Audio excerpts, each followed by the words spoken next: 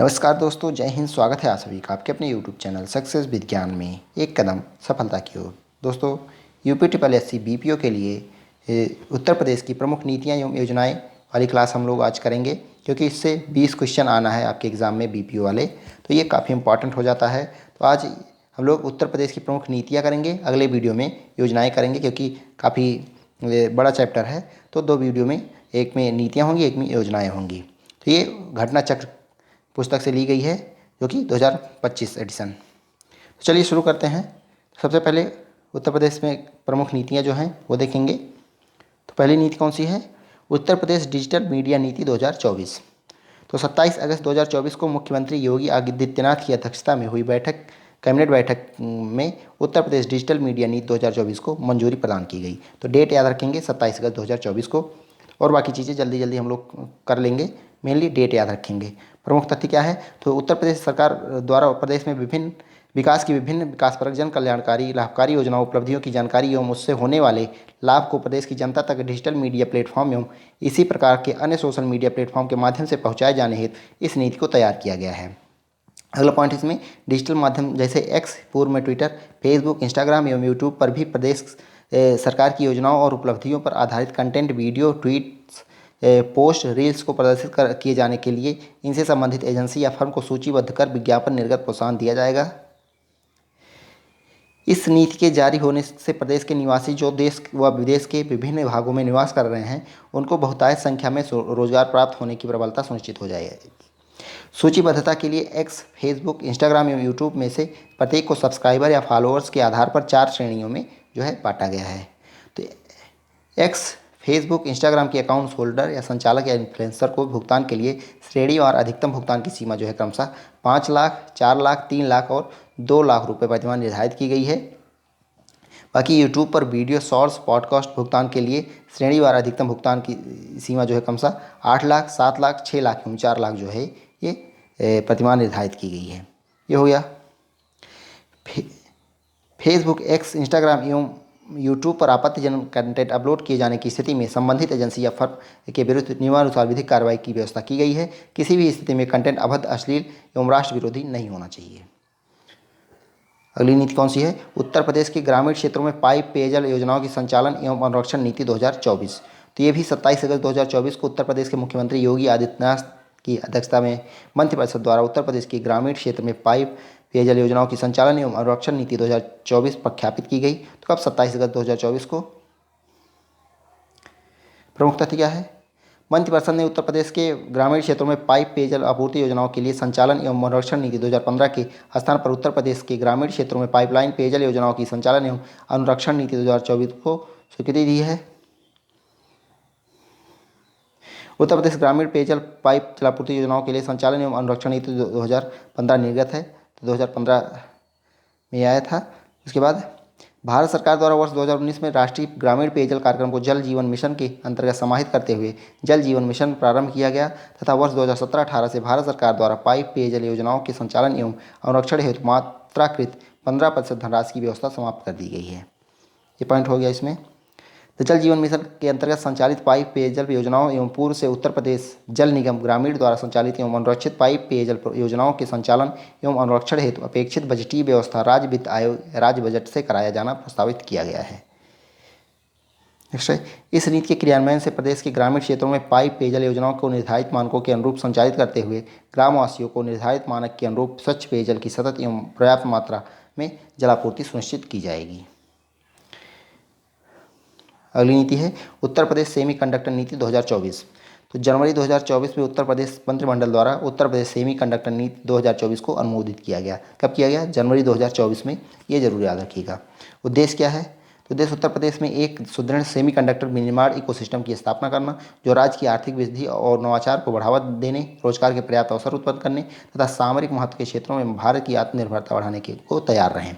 अगला है उन्नत डिजाइन और परीक्षण उपकरणों से सुसज्जित अत्याधुनिक बुनियादी ढांचे का विकास करना, स्टार्टअप्स, निगमों तथा शैक्षणिक संस्थानों के बीच उनकी उच्चतम क्षमता को अनलॉक करने के लिए सहयोगात्मक प्रयासों को सुविधाजनक बनाना है।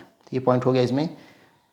और है चिप डिजाइन उद्यमों तथा स्टार्टअप्स को लक्षित करने पर ध्यान देने के साथ साथ राज्य के भीतर एक सहायक फैबलेस इकोसिस्टम का विकास, कुशल प्रतिभाओं का पूल बनाने के लिए उद्योग और शिक्षा जगत के बीच मजबूत संबंध स्थापित करना और सेमीकंडक्टर डिजाइन और विनिर्माण प्रक्रियाओं में उच्च मूल्य संवर्धन पर जोर देते हुए मध्यम से दीर्घ अवधि के संभावित निर्माण इकाई प्रतिष्ठानों के लिए अनुकूल वातावरण का मार्ग प्रशस्त किया जाना। इसमें प्रमुख तथ्य देख लेते हैं। इस नीति के माध्यम से सेमीकंडक्टर क्षेत्र के निवेशकों को औचित्यपूर्ण छूट और प्रोत्साहन प्रदान किया जाना प्रस्तावित है। इस नीति को तैयार करने हेतु राज्य सरकार ने ओडिशा और गुजरात की सेमीकंडक्टर नीतियों की बेंचमार्किंग और विश्लेषण करते हुए इन नीतियों की सर्वोत्तम प्रथाओं को अपनी नीति में शामिल किया है। इसके अलावा प्रदेश सरकार ने इंडिया सेमीकंडक्टर मिशन, भारत सरकार तथा अन्य औद्योगिक संगठनों सहित उद्योग हितधारकों से भी परामर्श किया है। यह नीति अधिसूचना की तिथि से 5 वर्षों के लिए वैध होगी। इस नीति की अधिसूचित तिथि से निवेश अनुमन्य होगा। नीति के प्रभावी क्रियान्वयन हेतु यूपी इलेक्ट्रॉनिक्स कॉर्पोरेशन लिमिटेड को नोडल संस्था के रूप में नामित किया गया है। किसको? यूपी इलेक्ट्रॉनिक्स कॉर्पोरेशन लिमिटेड को जो है नोडल संस्था के रूप में नामित किया गया है। नोडल संस्था इकोसिस्टम के सभी हितधारकों के साथ संपर्क के लिए एकल खिड़की के रूप में कार्य करेगी। एकल खिड़की संचालन के प्रबंधन के लिए नोडल संस्था एक समर्पित परियोजना प्रबंधन इकाई PMU स्थापित करेगी। नोडल संस्था के कार्यकलापों की देखरेख के लिए IT एवं इलेक्ट्रॉनिक्स विभाग के प्रमुख सचिव या अपर मुख्य सचिव की अध्यक्षता में एक नीति कार्यान्वयन इकाई स्थापित की जाएगी, जो नीति के प्रभावी कार्यान्वयन के लिए उत्तरदायी होगी। अगला पॉइंट है, एक राज्य स्तरीय सशक्त समिति मुख्य सचिव की अध्यक्षता में इस नीति के प्रभावी कार्यान्वयन की निगरानी हेतु गठित की जाएगी। इस नीति के तहत आवेदन करने वाली सभी परियोजनाएं सशक्त समिति की अनुशंसा पर मंत्रिपरिषद के अनुमोदन के अधीन होंगी। एक अनुमान के अनुसार वर्ष 2022 से 29 की अवधि में 12.2% की चक्रवृद्धि विकास दर पर वैश्विक सेमीकंडक्टर बाजार वर्ष 2022 में $573.44 बिलियन से बढ़कर वर्ष 2029 तक $1380.79 बिलियन हो जाएगा। ये वैश्विक सेमीकंडक्टर बाजार की बात हो रही है। अगला पॉइंट है, भारत की सेमीकंडक्टर मांग वर्ष 2025 तक $100 बिलियन तक पहुंचने की उम्मीद है, जिसका मूल्य वर्ष 2019-20 में $10.8 बिलियन था। वर्तमान में भारत अपनी लगभग समस्त सेमीकंडक्टर आवश्यकता हेतु आयात पर निर्भर है। अगली नीति कौन सी है? उत्तर प्रदेश ग्रीन हाइड्रोजन नीति 2024। हर एक नीति जो है इम्पॉर्टेंट है यहाँ पे। तो 14 मार्च 2024 को उत्तर प्रदेश राज्य सरकार द्वारा उत्तर प्रदेश ग्रीन हाइड्रोजन नीति 2024 प्रख्यापित की गई। तो डेट याद रखिएगा, 14 मार्च 2024 को। यह नीति अधिसूचना जारी होने की तिथि से 5 वर्षों तक या जब तक राज्य सरकार इस नीति में संशोधन नहीं करती या नई नीति को अधिसूचित नहीं करती है, वैध और परिचालन में रहेगी। ये बात हो गई। उद्देश्य क्या है? इस नीति का उद्देश्य भारत सरकार के ग्रीन हाइड्रोजन मिशन और ग्रीन हाइड्रोजन संबंधी नीतियों के लागू करना एवं तदनुसार सहयोग प्रदान करना है। ग्रीन हाइड्रोजन अमोनिया उत्पादन सुविधाओं और ग्रीन हाइड्रोजन आधारित उत्पाद निर्माण इकाइयों में निवेश को स्थापित करने और बढ़ावा देने के लिए व्यापार प्रक्रिया को आसान बनाना एवं राजकोषीय और गैर वित्तीय प्रोत्साहन प्रदान करके ग्रीन हाइड्रोजन या अमोनिया बाजार निर्माण को बढ़ावा देना। अगला पॉइंट है इसमें, ग्रीन हाइड्रोजन या अमोनिया उत्पादन और खपत प्रौद्योगिकियों में अनुसंधान और नवाचार को प्रोत्साहित करना, जिससे कि प्रतिस्पर्धात्मक रूप से ग्रीन हाइड्रोजन या अमोनिया की लागत को कम किया जा सके। अगला पॉइंट है इसमें, नई निर्माण इकाइयों और हाइड्रोजन केंद्रों के स्वरूप को बढ़ावा देने के लिए ग्रीन हाइड्रोजन या अमोनिया मुख्य श्रृंखला में पाइपलाइन नेटवर्क, नवीकरणीय ऊर्जा, RE क्षमता आदि जैसी बुनियादी ढांचे को विकास को आगे बढ़ाना। ग्रीन हाइड्रोजन अमोनिया उद्योगों हेतु कार्यबल का विकास करना और कौशल विकास कार्यक्रम के माध्यम से रोजगार के अवसर पैदा करना। अगला पॉइंट है, पॉलिसी अवधि में ग्रीन हाइड्रोजन लागत को कम करना एवं पुनः दीर्घावधि में लागत घटाकर न्यूनतम तक करने का प्रयास किया जाना। लक्ष्य क्या है? उत्तर प्रदेश में वर्ष 2028 तक ग्रीन हाइड्रोजन या ग्रीन अमोनिया का 1 मिलियन मीट्रिक टन प्रतिवर्ष उत्पादन क्षमता लक्षित है। तो कितना? 2028 तक 1 मिलियन मीट्रिक टन प्रतिवर्ष उत्पादन क्षमता जो है लक्षित है। नीति में लक्ष्य प्राप्ति हेतु निम्नलिखित परिकल्पनाएं की गई हैं। कौन कौन सी? प्रदेश में ग्रीन हाइड्रोजन मिशन और भारत सरकार की नीतियों के अनुरूप हाइड्रोजन खपत करने वाले क्षेत्रों में ग्रीन हाइड्रोजन या अमोनिया के उपभोग को बढ़ावा देना। अनुसंधान, विकास और तकनीकी नवाचार गतिविधियों को क्रियान्वित करने के लिए 4 उत्कृष्टता केंद्र COE स्थापित करना। प्रदेश में हाइड्रोजन की वर्तमान मांग लगभग 0.9 मिलियन मीट्रिक टन प्रतिवर्ष तो कितना है 0.9 मिलियन मीट्रिक टन प्रतिवर्ष है, जिसका मुख्य रूप से उर्वरक एवं रिफाइनरी क्षेत्र में उपयोग किया जाता है। प्रदेश अपनी घरेलू मांग की पूर्ति हेतु ग्रीन हाइड्रोजन अमोनिया उत्पादन को बढ़ावा देगा और पारिस्थितिकी तंत्र के लिए औद्योगिक बुनियादी ढांचे का विकास करेगा। ये हो गया। अन्य प्रमुख तथ्य देख देते हैं इसमें। तो उत्तर प्रदेश नवीन एवं नवीकरणीय ऊर्जा विकास अभिकरण यूपी नेडा इस नीति के क्रियान्वयन के लिए नोडल एजेंसी होगी। तो नोडल एजेंसी भी आप लोग रखेंगे, याद रखेंगे। उत्तर प्रदेश नवीन एवं नवीकरणीय ऊर्जा विकास अभिकरण यूपी नेडा इस नीति का जो है नोडल एजेंसी होगा। ग्रीन हाइड्रोजन नीति के उद्देश्यों की पूर्ति हेतु योजनाओं की क्रियान्वयन एवं परियोजना विकासकर्ताओं की सुगमता एवं सहायता का कार्य नोडल एजेंसी द्वारा किया जाएगा। इस नीति के अंतर्गत ग्रीन हाइड्रोजन खपत वाले क्षेत्रों में हाइड्रोजन सम्मिश्रण के साथ साथ राज्य में ग्रीन हाइड्रोजन या अमोनिया हेतु औद्योगिक क्लस्टर केंद्र घाटियों का विकास करने में सहयोग दिया जाएगा। साथ ही अनिवार्य रूप से खपत केंद्रों के आसपास ग्रीन हाइड्रोजन या अमोनिया उत्पादन को प्रोत्साहित करने एवं भारत सरकार के दिशा निर्देशानुसार क्रियान्वित करने में सहयोग प्रदान किया जाएगा। उत्तर प्रदेश के अंतर्गत ग्रीन हाइड्रोजन या अमोनिया के उत्पादन या प्रयोग करने वाले स्टार्टअप्स को प्रोत्साहन दिया जाएगा। विश्लेषण देखते हैं इसका। प्रधानमंत्री नरेंद्र मोदी ने वर्ष 2047 तक भारत को एक ऊर्जा स्वतंत्र एनर्जी इंडिपेंडेंट राष्ट्र के रूप में रूपांतरित करने का लक्ष्य निर्धारित किया है। इस लक्ष्य की प्राप्ति में ग्रीन हाइड्रोजन नीति एक सक्रिय भूमिका होगी। इस नीति के तहत उत्तर प्रदेश में वर्ष 2028 तक ग्रीन हाइड्रोजन या अमोनिया 1 मिलियन मीट्रिक टन प्रतिवर्ष उत्पादन क्षमता प्राप्त करने का लक्ष्य निर्धारित किया गया है। इस नीति से परोक्ष या अपरोक्ष रूप से लगभग 1,20,000 रोजगार सृजित होने की संभावना है। यह नीति कार्बन उत्सर्जन रहित एवं जलवायु परिवर्तन लक्ष्यों के सापेक्ष राज्य के योगदान को पूर्ण करने में सहायक होगी। इस नीति के माध्यम से राज्य में ग्रीन हाइड्रोजन या अमोनिया अर्थव्यवस्था बनने की महत्वाकांक्षा की पूर्णता हेतु एक अनुकूल परिस्थिति तंत्र तैयार हो सकेगा। ये नीति हो गई। अगली नीति कौन सी है? प्रत्यक्ष विदेशी निवेश एवं फॉर्च्यून 500 कंपनियों के निवेश हेतु प्रोत्साहन नीति 2023। प्रत्यक्ष विदेशी निवेश एवं फॉर्च्यून 500 कंपनियों के निवेश हेतु प्रोत्साहन नीति 2023 देखेंगे। उत्तर प्रदेश सरकार ने 20 नवंबर 2023 को प्रत्यक्ष विदेशी निवेश यानी एफडीआई और फॉर्च्यून 500 कंपनियों को आकर्षित करने के लिए बनाई गई निवेश प्रोत्साहन नीति 2023 की मानक संचालन प्रक्रिया एसओपी जारी की। तो कब? 20 नवंबर 2023 को। प्रमुख तथ्य देखते हैं इसमें। तो फॉर्च्यून 500 में फॉर्च्यून ग्लोबल 500 और फॉर्च्यून इंडिया 500 कंपनियों को शामिल किया गया है। निवेशकों को 5 वर्ष तक बिजली के बिल में 100% छूट मिलेगी। तो 5 वर्ष तक बिजली की बिल में जो है 100% छूट मिलेगी। स्टाम्प ड्यूटी एवं पंजीकरण में 50 से 100% छूट प्रावधान किया गया है और इसके अलावा ज़मीन पर भी 75 से 80% तक सब्सिडी का प्रावधान है। कुछ मामलों में यह 80% से अधिक भी हो सकती है। अगला पॉइंट है इसमें, गौतम बुद्ध नगर और गाजियाबाद में एफडीआई निवेशकों को स्टाम्प ड्यूटी एवं पंजीकरण में 50%, मध्यांचल और पश्चिमांचल में यानी गौतम बुद्ध नगर व गाजियाबाद को छोड़कर 75% और बुंदेलखंड एवं पूर्वांचल में 100% की छूट दी जाएगी। ये भी ध्यान रखिएगा कहाँ पे कितनी छूट दी जाएगी। आवेदन पर इन्वेस्ट यूपी के सीईओ की अध्यक्षता वाली मूल्यांकन समिति 7 दिनों में निर्णय करेगी। इसके बाद यह आवेदन इम्पावर्ड कमेटी के सामने रखा जाएगा। इस कमेटी को इसे स्वीकार करने या अस्वीकार करने का काम 15 दिनों में करना होगा। यदि तय समय में कंपनी ने ज़मीन मिलने पर उत्पादन शुरू नहीं किया तो उसे प्रदत्त लैंड सब्सिडी की रकम 12% ब्याज के साथ वसूल की जाएगी। तो ये भी ध्यान रखिएगा। नेक्स्ट नीति है उत्तर प्रदेश ड्रोन प्रचालन सुरक्षा नीति 2023। तो इसमें क्या है? तो उत्तर प्रदेश मंत्रिमंडल ने 9 नवंबर 2023 को उत्तर प्रदेश ड्रोन प्रचालन सुरक्षा नीति 2023 को प्रख्यापन के प्रस्ताव को मंजूरी प्रदान की। कब? 9 नवंबर 2023 को। लाभ क्या है?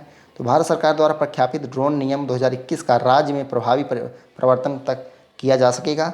ड्रोन प्रणाली के संचालन पर आरोपित कतिपय सुरक्षा का दायित्व यथा no permission, no take off, hardware और firmware, real time tracking, beacon, geo fencing क्षमता इत्यादि का अनुपालन सुनिश्चित होगा। प्रत्येक संचालित ड्रोन जिनकी पंजीकरण और यूआईडी प्राप्त करना अनिवार्य है, उन्हें राज्य से के तत्व संबंधी पोर्टल पर भी पंजीकृत किया जा सकेगा और इनकी गतिविधि पर थाना स्तर से भी निगरानी की जा सकेगी। ड्रोन प्रचालन के लिए हवाई क्षेत्र संबंधी लाल, पीले, हरे क्षेत्रों में ड्रोन प्रचालन नियमों के पालन कराए जा सकेंगे। अति विशिष्ट व विशिष्ट महानुभावों के भ्रमण, जनसभाओं, त्योहारों, धार्मिक सम्मेलन व अन्य प्रमुख अवसरों पर अस्थायी रेड जोन घोषित किया जा सकेगा। अस्थायी रेड जोन है ये रोड। कानून व्यवस्था की दृष्टि से अब विशेष अवसरों पर अवांछित ड्रोन की उड़ान पर रोक लगाने के साथ ही नियम का उल्लंघन करने वालों को पर विधिक कार्रवाई भी की जा सकेगी। भारत सरकार के डिजिटल स्काई प्लेटफॉर्म तक राज्य सरकार और उसके नोडल अधिकारी तथा जनपदीय नोडल अधिकारियों की पहुंच सुनिश्चित की जा सकेगी। राज्य सरकार के प्रशासनिक नियंत्रण वाले या राज्य सरकार द्वारा मान्यता प्राप्त अनुसंधान एवं विकास संस्था, शैक्षणिक संस्थान, उद्योग संवर्धन तथा आंतरिक व्यापार विभाग द्वारा मान्यता प्राप्त स्टार्टअप, प्राधिकृत प्रशिक्षण संस्था, उक्त वायुयान निर्माता जिसके पास वस्तु एवं सेवा कर पहचान संख्या है को अनुज्ञप्ति के से छूट का लाभ प्रदान किया जा सकेगा। जनपद एवं राज्य द्विस्तरीय समितियों के गठन के माध्यम से नीति के अधीन किन्हीं कार्यवाहियों के नियमित पर्यवेक्षण तथा पुनरीक्षण और उनसे आनुषंगिक मामलों का निस्तारण एवं प्रबंधन सुनिश्चित किया जा सकेगा। उल्लेखनीय है कि इस नीति के तहत राज्य सरकार के प्रशासनिक नियंत्रण वाले अथवा मान्यता प्राप्त अनुसंधान एवं विकास संस्थान, शैक्षणिक संस्थान, उद्योग संवर्धन व आंतरिक व्यापार विभाग द्वारा मान्यता प्राप्त स्टार्टअप, प्राधिकृत प्रशिक्षण संस्था को ड्रोन के निर्माण में छूट का लाभ भी प्रदान किया जा सकेगा। नेक्स्ट है उत्तर प्रदेश बायोडीजल उत्पादन एवं बिक्री संबंधी नियमावली। तो 22 अगस्त 2023 को उत्तर प्रदेश मंत्रिमंडल द्वारा उत्तर प्रदेश बायोडीजल उत्पादन एवं बिक्री संबंधी नियमावली से संबंधित प्रस्ताव को मंजूरी प्रदान की गई। साथ ही मंत्रिमंडल ने प्रदेश में बायोडीजल के उत्पादन और खुदरा बिक्री के लिए दिशा निर्देशों को भी मंजूरी प्रदान की।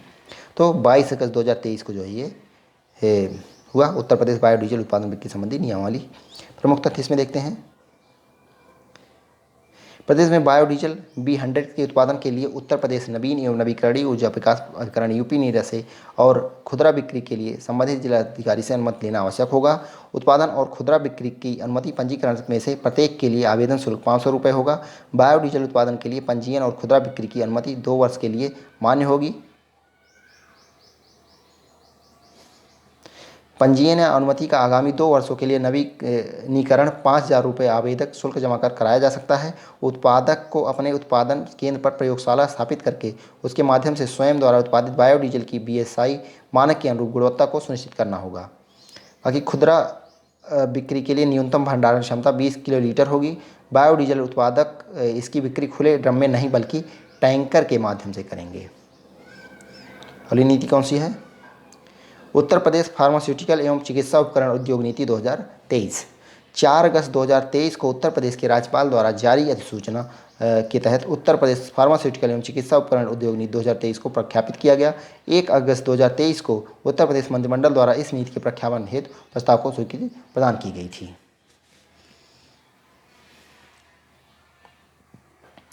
उद्देश्य क्या है? तो इस नीति के प्रमुख उद्देश्य अधोलिखित हैं। फार्मुलेशन, सक्रिय फार्मास्यूटिकल अवयव API, प्रमुख प्रारंभिक सामग्री KSM, drug intermediates DI, in vitro diagnostics IVD और कॉस्मेटिक सहित चिकित्सा उपकरणों के निर्माण के लिए आधुनिक फार्मास्यूटिकल और चिकित्सा उपकरण पार्क की स्थापना को बढ़ावा देना। आधुनिक फार्मास्यूटिकल और चिकित्सा उपकरण अनुसंधान को प्रोत्साहित करने के लिए विश्व स्तरीय बुनियादी ढांचे का निर्माण करना और राज्य के विकास में योगदान देने के लिए दुनिया की सर्वश्रेष्ठ प्रतिभाओं को आकृष्ट करना। फार्मास्यूटिकल क्षेत्र में अनुसंधान एवं विकास संस्थानों को सुविधा प्रदान करके और फार्मास्यूटिकल क्षेत्र में अनुसंधान एवं विकास के लिए अधिक धनराशि का योगदान करके बौद्धिक संपदा IP के निर्माण को बढ़ावा देना। अनुसंधान एवं विकास को बढ़ावा देने और आयुष स्वास्थ्य देखभाल उत्पादों के निर्माण के माध्यम से आयुष स्वास्थ्य सेवा को बढ़ावा देना। प्रमुख तथ्य क्या है इसमें? तो यह नीति उत्तर प्रदेश फार्मास्यूटिकल उद्योग नीति 2018 के समाप्त होने के दिनांक 7 जून 2023 के पश्चात अर्थात 8 जून 2023 से प्रभावी है तथा 5 वर्षों की अवधि के लिए लागू है। इस नीति के माध्यम से प्रदेश में फार्मा एवं चिकित्सा उपकरण पार्कों और मेगा प्रोजेक्ट तथा SME पर ध्यान केंद्रित किया गया है। इस नीति के तहत सरकार प्रत्येक फार्मा और चिकित्सा उपकरण पार्क के लिए जमीन की खरीद करने पर बैंक कर्ज में अधिकतम 7 वर्ष तक 50% ब्याज पर अनुदान देगी, जो प्रतिवर्ष अधिकतम 1 करोड़ रुपए से अधिक नहीं होगा। प्रत्येक फार्मा एवं चिकित्सा उपकरण पार्क को 50 करोड़ रुपए की अधिकतम सब्सिडी के अध्याधीन प्रत्येक वर्ष 10 करोड़ रुपए तक फार्मा एवं चिकित्सा उपकरण पार्क में सड़कों, विद्युत फीडर, जल निकासी आदि जैसे बुनियादी ढांचे के निर्माण हेतु लिए गए ऋण पर 7 वर्षों के लिए वार्षिक ब्याज के 60% तक ब्याज की प्रतिपूर्ति के रूप में ब्याज अनुदान दिया जाएगा। विकासकर्ता द्वारा भूमि की खरीद पर स्टाम्प ड्यूटी पर 100% की छूट और फार्मा एवं चिकित्सा उपकरण पार्क में व्यक्तिगत खरीदारों द्वारा भूखंड की खरीद पर पहली बार स्टाम्प ड्यूटी पर 50% छूट प्रदान की जाएगी। निजी फार्मास्यूटिकल पार्कों में सामान्य बुनियादी ढांचे और उपयोगिताओं को विकसित करने के लिए पूंजी का सब्सिडी निवेश मूल्य का 15% होगी। इस नीति के तहत सभी नई निकायों को विद्युत शुल्क में 10 वर्ष के लिए 100% छूट प्रदान की जाएगी। पूर्वांचल एवं बुंदेलखंड के जिलों में स्थापित इकाइयों के लिए 5% की ब्याज सब्सिडी के साथ ही 2% की दर से अतिरिक्त ब्याज सब्सिडी 7 वर्ष तक प्रदान की जाएगी। और बल्क ड्रग पार्क या चिकित्सा उपकरण पार्क में स्थापित इकाइयों को 10 वर्ष के लिए ब्याज सब्सिडी प्रदत्त होगी। इस नीति अवधि के दौरान योग्य इकाइयों को ISO प्रमाणीकरण के लिए एक वित्तीय वर्ष में ISO प्रमाणीकरण व्यय का 75% अधिकतम 75,000 रुपये प्रति इकाई तक, BIS प्रमाणीकरण व्यय का 50% अधिकतम 20,000 रुपये प्रति इकाई पर पूर्ति की जाएगी। इस नीति के कार्यान्वयन एवं अनुश्रवण के लिए खाद्य सुरक्षा एवं औषधि प्रशासन विभाग नोडल विभाग होगा। तो कौन सा होगा? तो खाद्य सुरक्षा एवं औषधि प्रशासन विभाग जो है नोडल विभाग होगा। अगली नीति कौन सी है? उत्तर प्रदेश जल आधारित पर्यटन एवं साहसिक क्रीड़ा नीति 2023।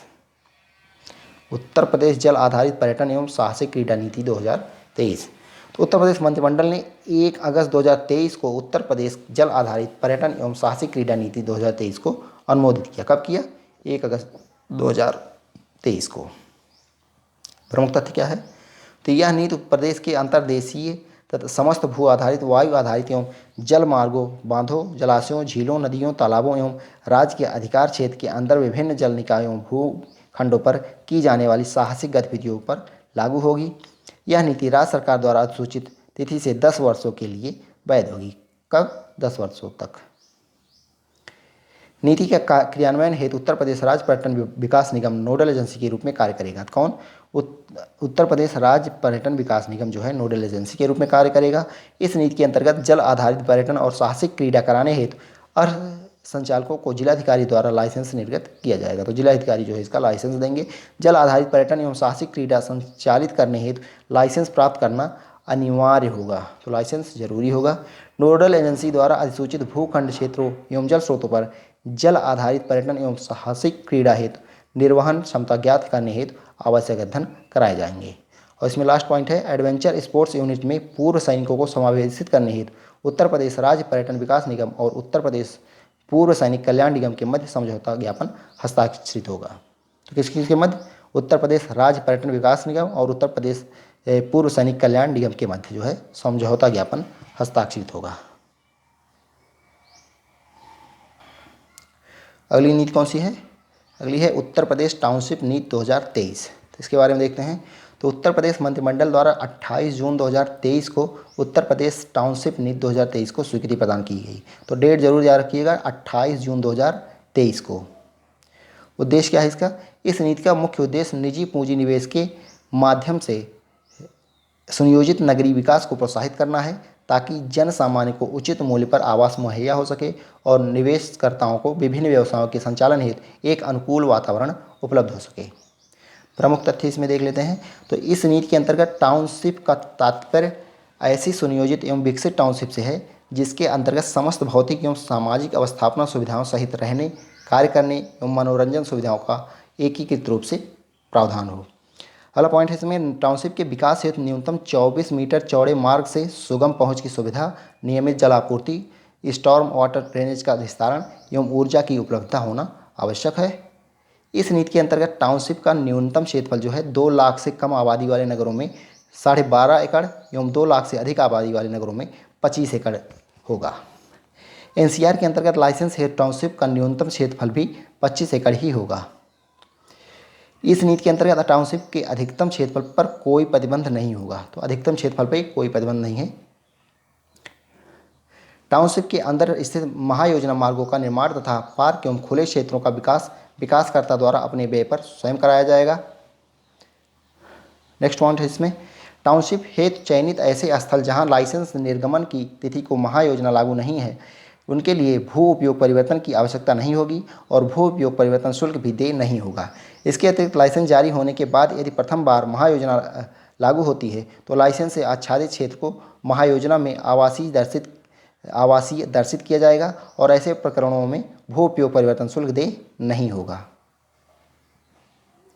नेक्स्ट पॉइंट है टाउनशिप के अंतर्गत आवासीय, मिश्रित, व्यावसायिक, औद्योगिक, प्रदूषण मुक्त, संस्थागत, सार्वजनिक एवं अर्ध सार्वजनिक सुविधाएं, उपयोगिताएं व मनोरंजन, पार्क एवं खुले क्षेत्र, क्रीड़ा स्थल व जलाशय तथा यातायात एवं परिवहन व पार्किंग स्थल के लिए मानकों के अनुसार भूमि आरक्षित की जाएगी।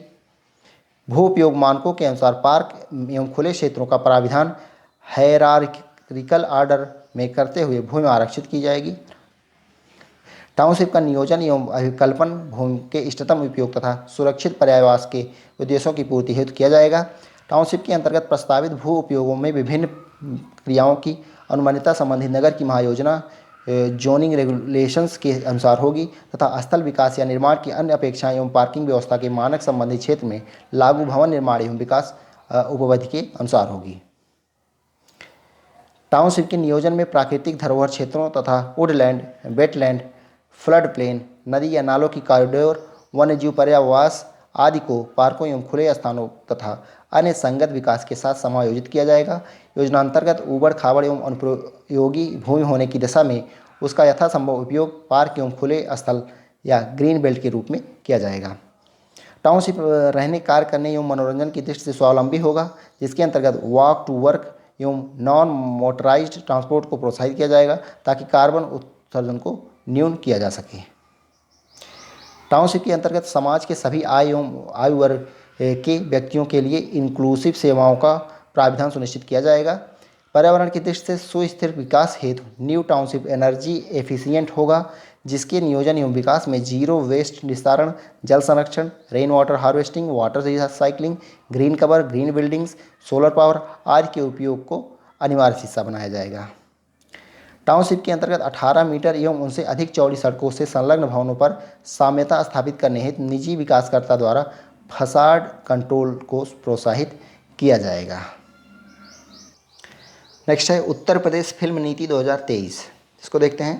तो प्रदेश के गौरवशाली इतिहास, इसके वैभवपूर्ण वास्तुकला तथा स्थानीय संस्कृतियों की विविधता आदि सभी फिल्म निर्माण के लिए आवश्यक तत्व उपलब्ध कराते हैं। इसी के दृष्टिगत 9 मार्च 2023 को उत्तर प्रदेश सरकार द्वारा उत्तर प्रदेश फिल्म नीति 2023 को लागू किया गया। कब का लागू किया गया? 9 मार्च 2023 को। उद्देश्य क्या है?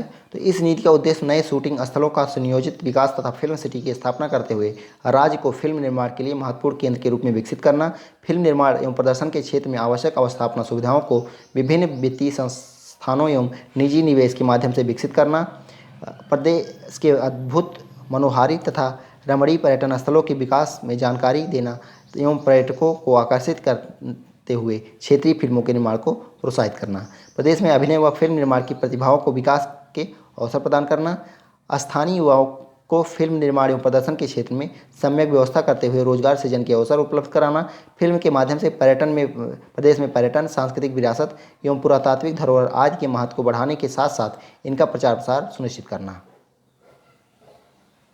महत्वपूर्ण तथ्य देख लेते हैं। तो इस नीति के तहत उत्तर प्रदेश फिल्म बंधु का गठन एवं उत्तर प्रदेश फिल्म विकास परिषद की स्थापना की गई है। तो इसके तहत जो है उत्तर प्रदेश फिल्म बंधु और उत्तर प्रदेश फिल्म विकास परिषद की स्थापना की गई है। राज्य में फिल्म निर्माण हेतु स्टूडियो लैब्स खोले जाने पर लागत धनराशि का 25% अथवा अधिकतम 50 लाख रुपए का अनुदान राज्य सरकार द्वारा प्रदान किया जाता है। यदि पूर्वांचल, विंध्याचल और बुंदेलखंड में स्टूडियोज या लैब्स खोले जाते हैं तो लागत धनराशि पर का 35% अथवा अधिकतम 50 लाख रुपए का अनुदान राज्य सरकार द्वारा प्रदान किया जाएगा। फिल्म स्टूडियो या लैब को स्वीकृत की जाने वाली धनराशि का भुगतान स्टूडियो या लैब के क्रियाशील होने के 1 वर्ष के अंदर 40%, दूसरे वर्ष में 30% तथा तीसरे वर्ष में 30% किया जाएगा। स्थापित स्टूडियो और लैब को प्रतिवर्ष कम से कम 5 फीचर फिल्मों या वेब सीरीज या वेब फिल्मों, राष्ट्रीय प्रसारण व पोस्ट प्रोडक्शन कार्य करना अनिवार्य होगा। प्रथम फिल्म निर्माण के लिए कुल शूटिंग दिवस के 2/3 दिन उत्तर प्रदेश में शूटिंग करने पर 2 करोड़ रुपए की सब्सिडी भी दी जाएगी। राज्य में कम से कम आधे शूटिंग दिवस वाली फिल्मों के लिए सब्सिडी की राशि अधिकतम 1 करोड़ रुपए होगी। फिल्म प्रशिक्षण संस्थान की स्थापना करने पर 50 लाख रुपए तक की सब्सिडी प्रदान की जाएगी। इस नीति के अंतर्गत अवधी, ब्रज, बुंदेली या भोजपुरी में फिल्म बनाने पर लागत का 50% अनुदान सब्सिडी जो है देने का प्रावधान है। हिंदी, अंग्रेजी तथा देश की अन्य भाषाओं में बनी फिल्मों के लिए सब्सिडी फिल्म निर्माण लागत की 25% होगी। आउटडोर शूटिंग करने वाली इकाइयों को पर्यटन निगम के गेस्ट हाउस व होटल के कमरे के किराए पर 25% छूट प्रदान की जाएगी। वेब सीरीज की शूटिंग पर प्रति एपिसोड 10 लाख या 1 करोड़ रुपए तक की सब्सिडी दी जाएगी। वेब फिल्म में 5 मुख्य कलाकार उत्तर प्रदेश के होने पर अधिकतम 25 लाख रुपए अथवा पारिश्रमिक के रूप में दी जाने वाली धनराशि जो भी कम हो अतिरिक्त अनुदान के रूप में दी जाएगी। उल्लेखनीय है कि यमुना एक्सप्रेसवे औद्योगिक विकास प्राधिकरण द्वारा नोएडा में 1000 एकड़ भूमि पर अंतर्राष्ट्रीय फिल्म सिटी का निर्माण किया जा रहा है। तो ये ध्यान रखिएगा, नोएडा में जो है 1000 एकड़ भूमि पर अंतर्राष्ट्रीय फिल्म सिटी का निर्माण किया जा रहा है। विश्लेषण। वर्तमान समय में सिनेमा भारतवर्ष में सामाजिक तथा सांस्कृतिक परिवर्तन के एक सशक्त माध्यम के रूप में उभर कर सामने आया है। मनोरंजन उद्योग होने के नाते इसने देश के लोगों के सामाजिक व्यवहार को प्रभावित किया है तथा जन संस्कृति के विकास में सिनेमा जगत ने एक महत्वपूर्ण भूमिका निभाई है। विगत वर्षों के दौरान फिल्मों के माध्यम से बड़ी संख्या में दर्शकों को मनोहारी दृश्यों तथा संस्कृति से अवगत कराकर इस सशक्त माध्यम ने पर्यटन को प्रोत्साहित करने में प्रमुख भूमिका निभाई है। इस नीति से पर्यटन स्थलों के प्रचार प्रसार के अलावा प्रदेश के वर्तमान विकास की सकारात्मक छवि भी प्रस्तुत की जा सकेगी। अगली नीति देखते हैं, उत्तर प्रदेश खेल नीति 2023। ये भी इंपॉर्टेंट है, उत्तर प्रदेश खेल नीति 2023। ये 10 मार्च 2023 को उत्तर प्रदेश मंत्रिमंडल द्वारा उत्तर प्रदेश खेल नीति 2023 को मंजूरी प्रदान की गई। तो कब? 10 मार्च 2023 को। विजन क्या है? तो प्रतिस्पर्धी उत्कृष्टता की खोज में एथलीटों को सुविधा प्रदान करके उत्तर प्रदेश के भीतर एक संपन्न समावेशी स्पोर्ट इकोसिस्टम स्थापित करना, खेल और सक्रिय जीवन शैली की संस्कृति को बढ़ावा देना और दूरगामी लाभों के साथ एक खेल उद्योग के विकास को बढ़ावा देना। उद्देश्य: एक मजबूत प्रतिभा पहचान और विकास संरचना की स्थापना करते हुए बच्चों और युवाओं की भागीदारी को प्रोत्साहित करना, कम उम्र में प्रतिभा को पहचानना और उन्हें उत्कृष्टता के लिए पोषित करना। अगला पॉइंट है, खेल उत्कृष्टता के लिए प्रयास करने वाले सभी एथलीटों के लिए व्यवस्थित और वैज्ञानिक प्रशिक्षण सहायता प्रदान करना, सभी को पर्याप्त स्तर उपयुक्त प्रशिक्षण और संरचना प्रदान करना, राज्य में खिलाड़ियों की भागीदारी के सभी स्तरों पर अपने खिलाड़ियों के लिए राज्य में एक व्यापक प्रतियोगिता संरचना का समर्थन करने के लिए, खेल के लिए राज्य के दृष्टिकोण के साथ रणनीतिक रूप से संरेखित राष्ट्रीय या अंतर्राष्ट्रीय आयोजनों की मेजबानी करना। प्रमुख तथ्य इसमें देखते हैं। इस खेल नीति के प्रमुख घटकों में शामिल है खेल उद्योग का विकास, खेल और फिटनेस की संस्कृति को बढ़ावा देना, खेल के माध्यम से समावेश को बढ़ावा देना, बुनियादी ढांचे का निर्माण और उपयोग, आयोजनों और प्रतियोगिताओं की मेजबानी और संचालन, खिलाड़ियों और प्रशिक्षकों के लिए पुरस्कार और प्रोत्साहन, प्रतिभा की पहचान और विकास। इस नीति से जुड़ी रणनीतियों एवं पहलुओं के प्रभावी कार्यान्वयन एवं निगरानी हेतु एक राज्य खेल प्राधिकरण की स्थापना की जाएगी। इस नीति के अंतर्गत खिलाड़ियों को 3 श्रेणियों ग्रास रूट स्तर के खिलाड़ी, विकासात्मक स्तर के खिलाड़ी तथा उच्च स्तर के खिलाड़ी के रूप में वर्गीकृत किया जाएगा। किस किस में? ग्रास रूट स्तर के खिलाड़ी, विकासात्मक स्तर के खिलाड़ी और उच्च स्तर के खिलाड़ी। नीति के तहत खेल नर्सरी, उन्नत प्रशिक्षण केंद्र, उत्कृष्टता केंद्र, उच्च प्रदर्शन केंद्र जैसे प्रशिक्षण केंद्रों की स्थापना की जाएगी। आगामी 5 वर्षों में राज्य में कम से कम 14 उत्कृष्टता केंद्र एवं 5 उच्च प्रदर्शन केंद्र स्थापित किए जाएंगे। प्रत्येक जनपद में उभरती प्रतिभाओं की खोज एवं विकास हेतु एक कमेटी बनाई जाएगी जिसमें सभी खेल संघों को प्रतिनिधि तथा संबंधित जनपद के क्रीडाधिकारी, उप क्रीडाधिकारी रहेंगे जो प्रत्येक वर्ष हर जिले में 5-5 खिलाड़ी चुनेंगे। स्पोर्ट कॉलेज और छात्रावास के लिए खिलाड़ियों का चयन विगत वर्षों के अच्छे खिलाड़ियों द्वारा किया जाएगा तथा इसमें कॉलेज या छात्रावास कर्मचारियों, प्रशिक्षकों आदि की कोई भूमिका नहीं होगी।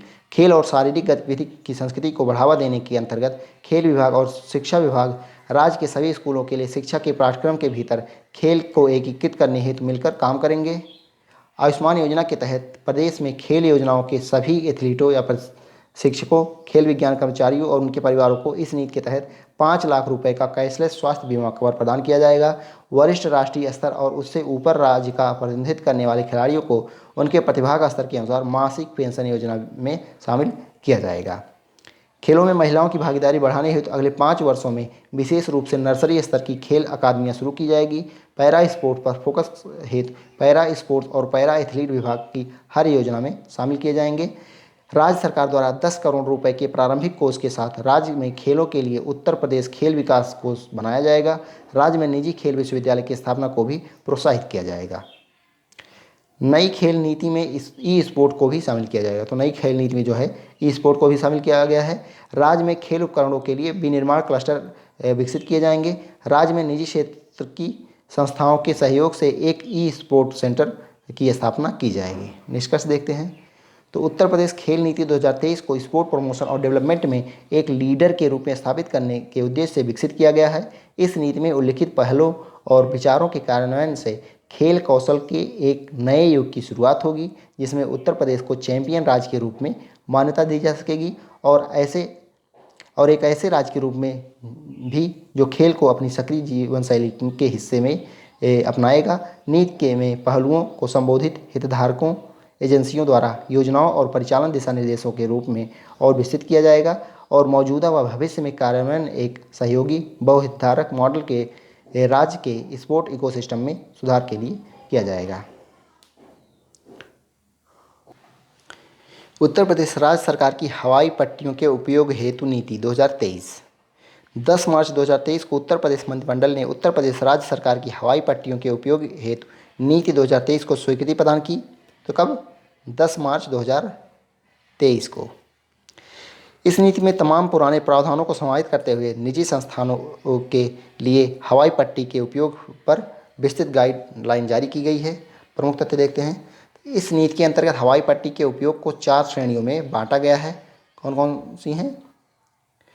तो उत्तर प्रदेश सरकार के स्वामित्व वाली हवाई पट्टियों और वहां पर स्थित परिसंपत्तियों को निजी संस्थाओं द्वारा उड्डयन क्षेत्र में उड़ान प्रशिक्षण संस्थान, विमान एवं इंजन के रखरखाव व इंजन की मरम्मत संबंधी गतिविधियों के साथ साथ एयरो स्पोर्ट्स एवं अन्य गतिविधियों को संचालित करने की अनुमति दी जाएगी।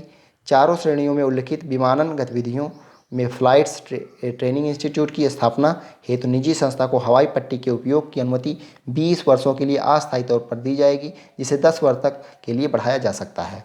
हवाई पट्टी के उपयोग के लिए फीस के रूप में रिजर्व, लीज, रेंटल एवं लाइसेंस शुल्क का भुगतान प्रतिवर्ष करना होगा, जिसे प्रतिवर्ष 5% की दर से बढ़ाया जाएगा।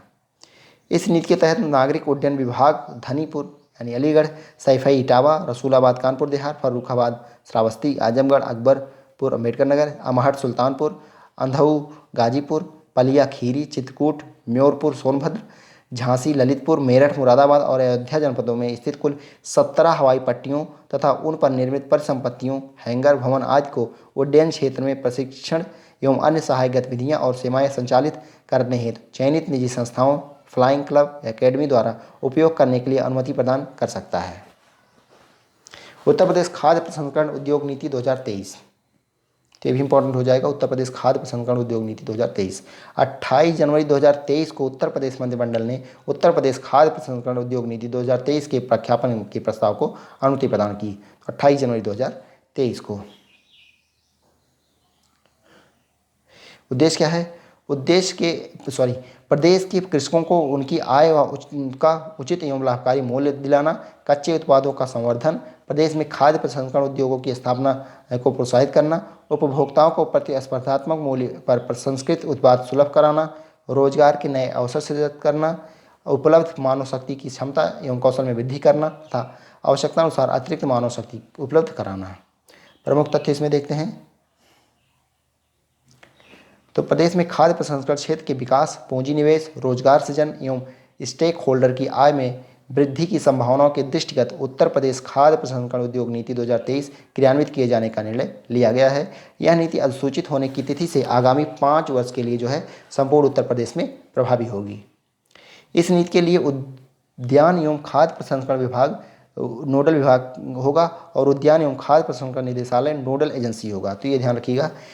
तो उद्यान एवं खाद्य प्रसंस्करण विभाग जो है नोडल विभाग होगा, जबकि उद्यान एवं खाद्य प्रसंस्करण निदेशालय जो है नोडल एजेंसी होगा।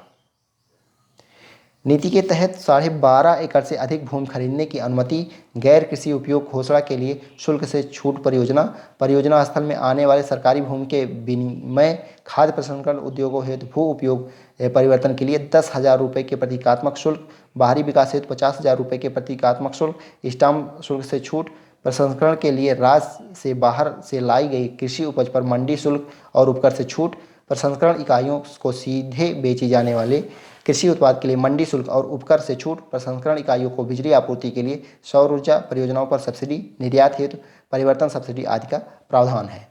इस नीति के तहत राज्य में खाद्य प्रसंस्करण उद्योग की स्थापना के संबंध में संयंत्र, मशीनरी और तकनीकी सिविल कार्य पर किए गए व्यय का 35% जो है पूंजीगत अनुदान, अधिकतम सीमा जो है 5 करोड़ रुपए दिया जाएगा। तो 35% जो है पूंजीगत अनुदान है, जो कि अधिकतम 5 करोड़ होगा। नीति में सूक्ष्म एवं लघु खाद्य प्रसंस्करण इकाइयों एवं रेफर व्हीकल्स या मोबाइल प्री कूलिंग वैन हेतु ब्याज उपादान की व्यवस्था की गई है। नीति के तहत खाद्य प्रसंस्करण के क्षेत्र में उद्यमिता विकास हेतु प्रशिक्षण या शिविरों का आयोजन किया जाएगा। नेक्स्ट है उत्तर प्रदेश डेयरी विकास एवं दुग्ध उत्पादन संवर्धन नीति 2022। तो 13 अक्टूबर 2022 को उत्तर प्रदेश मंत्रिमंडल द्वारा उत्तर प्रदेश डेयरी विकास एवं दुग्ध उत्पादन संवर्धन नीति 2022 को मंजूरी प्रदान की गई। यह नीति अधिसूचना जारी होने की तिथि से 5 वर्षों के लिए प्रभावी रहेगी। तो कब जारी किया गया था? 13 अक्टूबर 2022 को। प्रमुख उद्देश्य, इस नीति का प्रमुख उद्देश्य है निवेशकों की सुविधा के लिए प्रक्रियाओं के सरलीकरण द्वारा राज्य में दूध आधारित उद्योगों की स्थापना को प्रोत्साहित करना।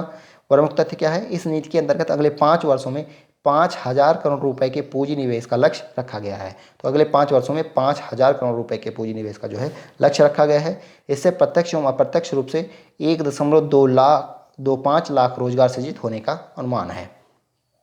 इस नीति के अंतर्गत प्रदेश के विभिन्न एफपीओ, सरकारी संस्थाओं और निजी क्षेत्र के उद्यमियों को नई दुग्ध प्रसंस्करण एवं दुग्ध उत्पाद बनाने वाली डेयरी इकाइयाँ उपलब्ध कराई जाएंगी। विनिर्माण इकाइयों की स्थापना और क्षमता विस्तार, मौजूदा क्षमता में न्यूनतम 25% की बढ़ोतरी का प्रस्ताव इस नीति के अंतर्गत है। पशु आहार निर्माणशाला पर पहली बार सरकार 7.5 करोड़ रुपए तक की छूट प्रदान करेगी। तो पशु आहार निर्माणशाला पे जो है पहली बार सरकार जो है 7.5 करोड़ रुपए की छूट जो है प्रदान कर रही है। दुग्ध प्रसंस्करण इकाई स्थापित करने पर विभिन्न मदों में 5 करोड़ रुपए तक का अनुदान और 5 वर्षों के लिए 10 करोड़ रुपए ब्याज पर अनुदान प्रदान करने का निर्णय लिया गया है। अगली इंपॉर्टेंट नीति है उत्तर प्रदेश वस्त्र एवं परिधान नीति 2022। तो ये भी जो है 13 अक्टूबर 2022 को उत्तर प्रदेश सरकार ने उत्तर प्रदेश वस्त्र एवं परिधान नीति 2022 को मंजूरी प्रदान की। यह नीति अधिसूचना जारी होने की तिथि से अगले 5 वर्षों तक के लिए प्रभावी रहेगी। प्रमुख उद्देश्य क्या है? तो इस नीति का मुख्य उद्देश्य जो है राज्य को वैश्विक स्तर के परिधान निर्माण केंद्र के रूप में स्थापित करना और कपड़ा उद्योग से संबंधित सभी प्रकार की इकाइयों जैसे हथकरघा, पावरलूम, कताई, बुनाई, प्रसंस्करण और परिधान का सतत विकास करना है। प्रमुख तथ्य देखते हैं इसमें। निजी क्षेत्र के माध्यम से 5 वस्त्र एवं परिधान पार्कों का विकास किया जाएगा। तो निजी क्षेत्र के माध्यम से है उत्तर प्रदेश में 5 वस्त्र एवं परिधान पार्कों का जो है विकास किया जाएगा। इस नीति के तहत वस्त्र और परिधान इकाइयों को प्लांट और मशीनरी की खरीद पर किए गए निवेश पर 25% पूंजीगत सब्सिडी प्रदान की जाएगी। तो 25% की जो है सब्सिडी भी दी जाएगी। बाकी मध्यांचल क्षेत्र में स्थापित होने वाली वस्त्र एवं परिधान इकाइयों को 5% और पूर्वांचल एवं बुंदेलखंड में स्थापित होने वाली इकाइयों को 10% की दर से अतिरिक्त पूंजीगत सब्सिडी जो है प्रदान की जाएगी। ये अतिरिक्त जो है होगी। पूंजीगत सब्सिडी की अधिकतम सीमा 100 करोड़ रुपए प्रति यूनिट होगी। तो मैक्सिमम जो है 100 करोड़ रुपए प्रति यूनिट होगी। स्टाम्प शुल्क की 100% छूट बैंक गारंटी एफडीआर पर प्रदत्त होगी। टेक्सटाइल डिजाइन या फैशन ब्रांडिंग या मार्केटिंग में स्नातक उत्तीर्ण छात्र डिजाइन स्टूडियो के लिए 75% अधिकतम 30 लाख रुपए प्रति सब उद्यमी अनुदान प्राप्त करने हेतु प्राप्त होंगे।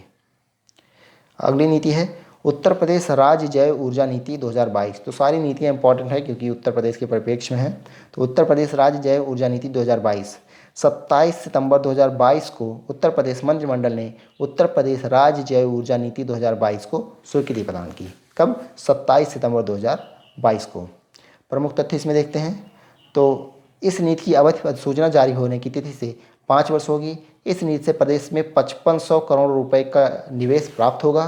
कितना? 5500 करोड़ रुपए। इस नीति का निर्माण पूर्व की नीतियों की कमियों को दूर कर प्रदेश में जैव ऊर्जा उद्यम स्थापित करने की संभावनाओं को अंतिम रूप देने के लिए हुआ है। इस अवधि के दौरान स्थापित होने वाले जैव ऊर्जा परियोजनाओं, कंप्रेस्ड बायोगैस, बायोकोल, बायोइथेनॉल तथा बायोडीजल को भारत सरकार की नीति या योजना के अतिरिक्त उत्पादन पर प्रोत्साहन प्रदान किया जाएगा। इस नीति के तहत कंप्रेस्ड बायोगैस उत्पादन पर 75 लाख रुपए प्रति टन की दर से अधिकतम 20 करोड़ रुपए तक की सब्सिडी प्रदान की जाएगी। बायोकोल उत्पादन पर 75,000 रुपये प्रति टन की दर से अधिकतम 20 करोड़ रुपए तक तथा बायोडीजल के उत्पादन पर 3 लाख रुपए प्रति किलो लीटर की दर से अधिकतम 20 करोड़ रुपए तक सब्सिडी जो है प्रदान की जाएगी। तर जैव ऊर्जा नीति के प्रचार प्रसार के लिए प्रति जनपद 1 लाख रुपए की दर से बजटीय व्यवस्था का प्रावधान भी इस नीति के अंतर्गत किया गया है। अगली नीति है उत्तर प्रदेश सूक्ष्म लघु एवं मध्यम उद्यम प्रोत्साहन नीति 2022। तो 27 सितंबर 2022 को उत्तर प्रदेश मंत्रिमंडल द्वारा उत्तर प्रदेश सूक्ष्म लघु एवं मध्यम उद्यम प्रोत्साहन नीति 2022 को मंजूरी प्रदान की गई। तो डेट याद रखिएगा 27 सितंबर 2022। इसका लक्ष्य क्या था? तो सूक्ष्म लघु एवं मध्यम उद्यमों की अधिकाधिक नवीन इकाइयों की स्थापना के लिए उत्तर प्रदेश को पूंजी निवेश के लिए राष्ट्रीय एवं अंतर्राष्ट्रीय स्तर पर आकर्षक क्षेत्र के रूप में स्थापित करना, परिणाम स्वरूप 15% वार्षिक विकास दर प्राप्त करना, नवीन इकाइयों में अधिकाधिक रोजगार सृजन तथा पूर्व से स्थापित इकाइयों में विस्तार एवं उन्नयन से रोजगार में 15% वार्षिक विकास दर प्राप्त करना, उद्यमिता रोजगार एवं प्रति व्यक्ति आय के मानकों पर क्षेत्रीय असमानताओं एवं समाज के विभिन्न वर्गों के मध्य व्याप्त असमानताओं को कम करने का प्रयास करना, पूर्व से स्थापित इकाइयों के उन्नयन एवं उद्यमियों की समस्याओं के निराकरण के लिए उत्कृष्ट आधुनिक तकनीकी युक्त संवेदनशील प्रशासन की व्यवस्था करना। तो आप लोग अपने हिसाब से जो है स्पीड कम ज़्यादा कर सकते हैं। प्रमुख तथ्य, नई नीति के अंतर्गत स्थापित होने वाले नए सूक्ष्म लघु एवं मध्यम MSME उद्यमों को पूंजीगत सब्सिडी के रूप में 10% से 25% तक सब्सिडी उपलब्ध कराई जाएगी। बुंदेलखंड एवं पूर्वांचल क्षेत्रों में सूक्ष्म लघु एवं मध्यम इकाइयों हेतु सब्सिडी जो है की सीमा 25%, 20% एवं 15% होगी। मध्यांचल एवं पश्चिमांचल में सब्सिडी की सीमा क्रमशः 20%, 15% एवं 10% होगी। अनुसूचित जाति जनजाति एवं महिला उद्यमियों को 2% अधिक सब्सिडी उपलब्ध कराई जाएगी। सब्सिडी की अधिकतम सीमा जो है 4 करोड़ रुपए प्रति इकाई होगी। प्रदेश में स्थापित होने वाले नए सूक्ष्म उद्योग के लिए पूंजीगत ब्याज सब्सिडी के संबंध में ऋण पर देय वार्षिक ब्याज का 50% अधिकतम 25 लाख रुपए प्रति इकाई 5 वर्षों के लिए दिया जाएगा। अनुसूचित जाति या जनजाति व महिला उद्यमियों को यह ब्याज सब्सिडी 60% प्रदान की जाएगी। ऐसी सभी इकाइयों को स्टॉक एक्सचेंज में सूचीबद्ध होने के व्यय के 20% अधिकतम 5 लाख रुपए की प्रतिपूर्ति की जाएगी। प्रदेश में 10 एकड़ से अधिक के MSME पार्क स्थापित करने हेतु भूमि खरीदने पर 100% स्टाम्प शुल्क में छूट एवं लिए गए ऋण पर 7 वर्षों तक 50% ब्याज सब्सिडी जो है अधिकतम 2 करोड़ रुपए तक उपलब्ध कराई जाएगी। भौगोलिक संकेतक यानी GI टैग, पेटेंट आदि की प्राप्ति हेतु लागत की 75% यानी 10 लाख रुपए तक की वित्तीय सहायता प्रदान की जाएगी।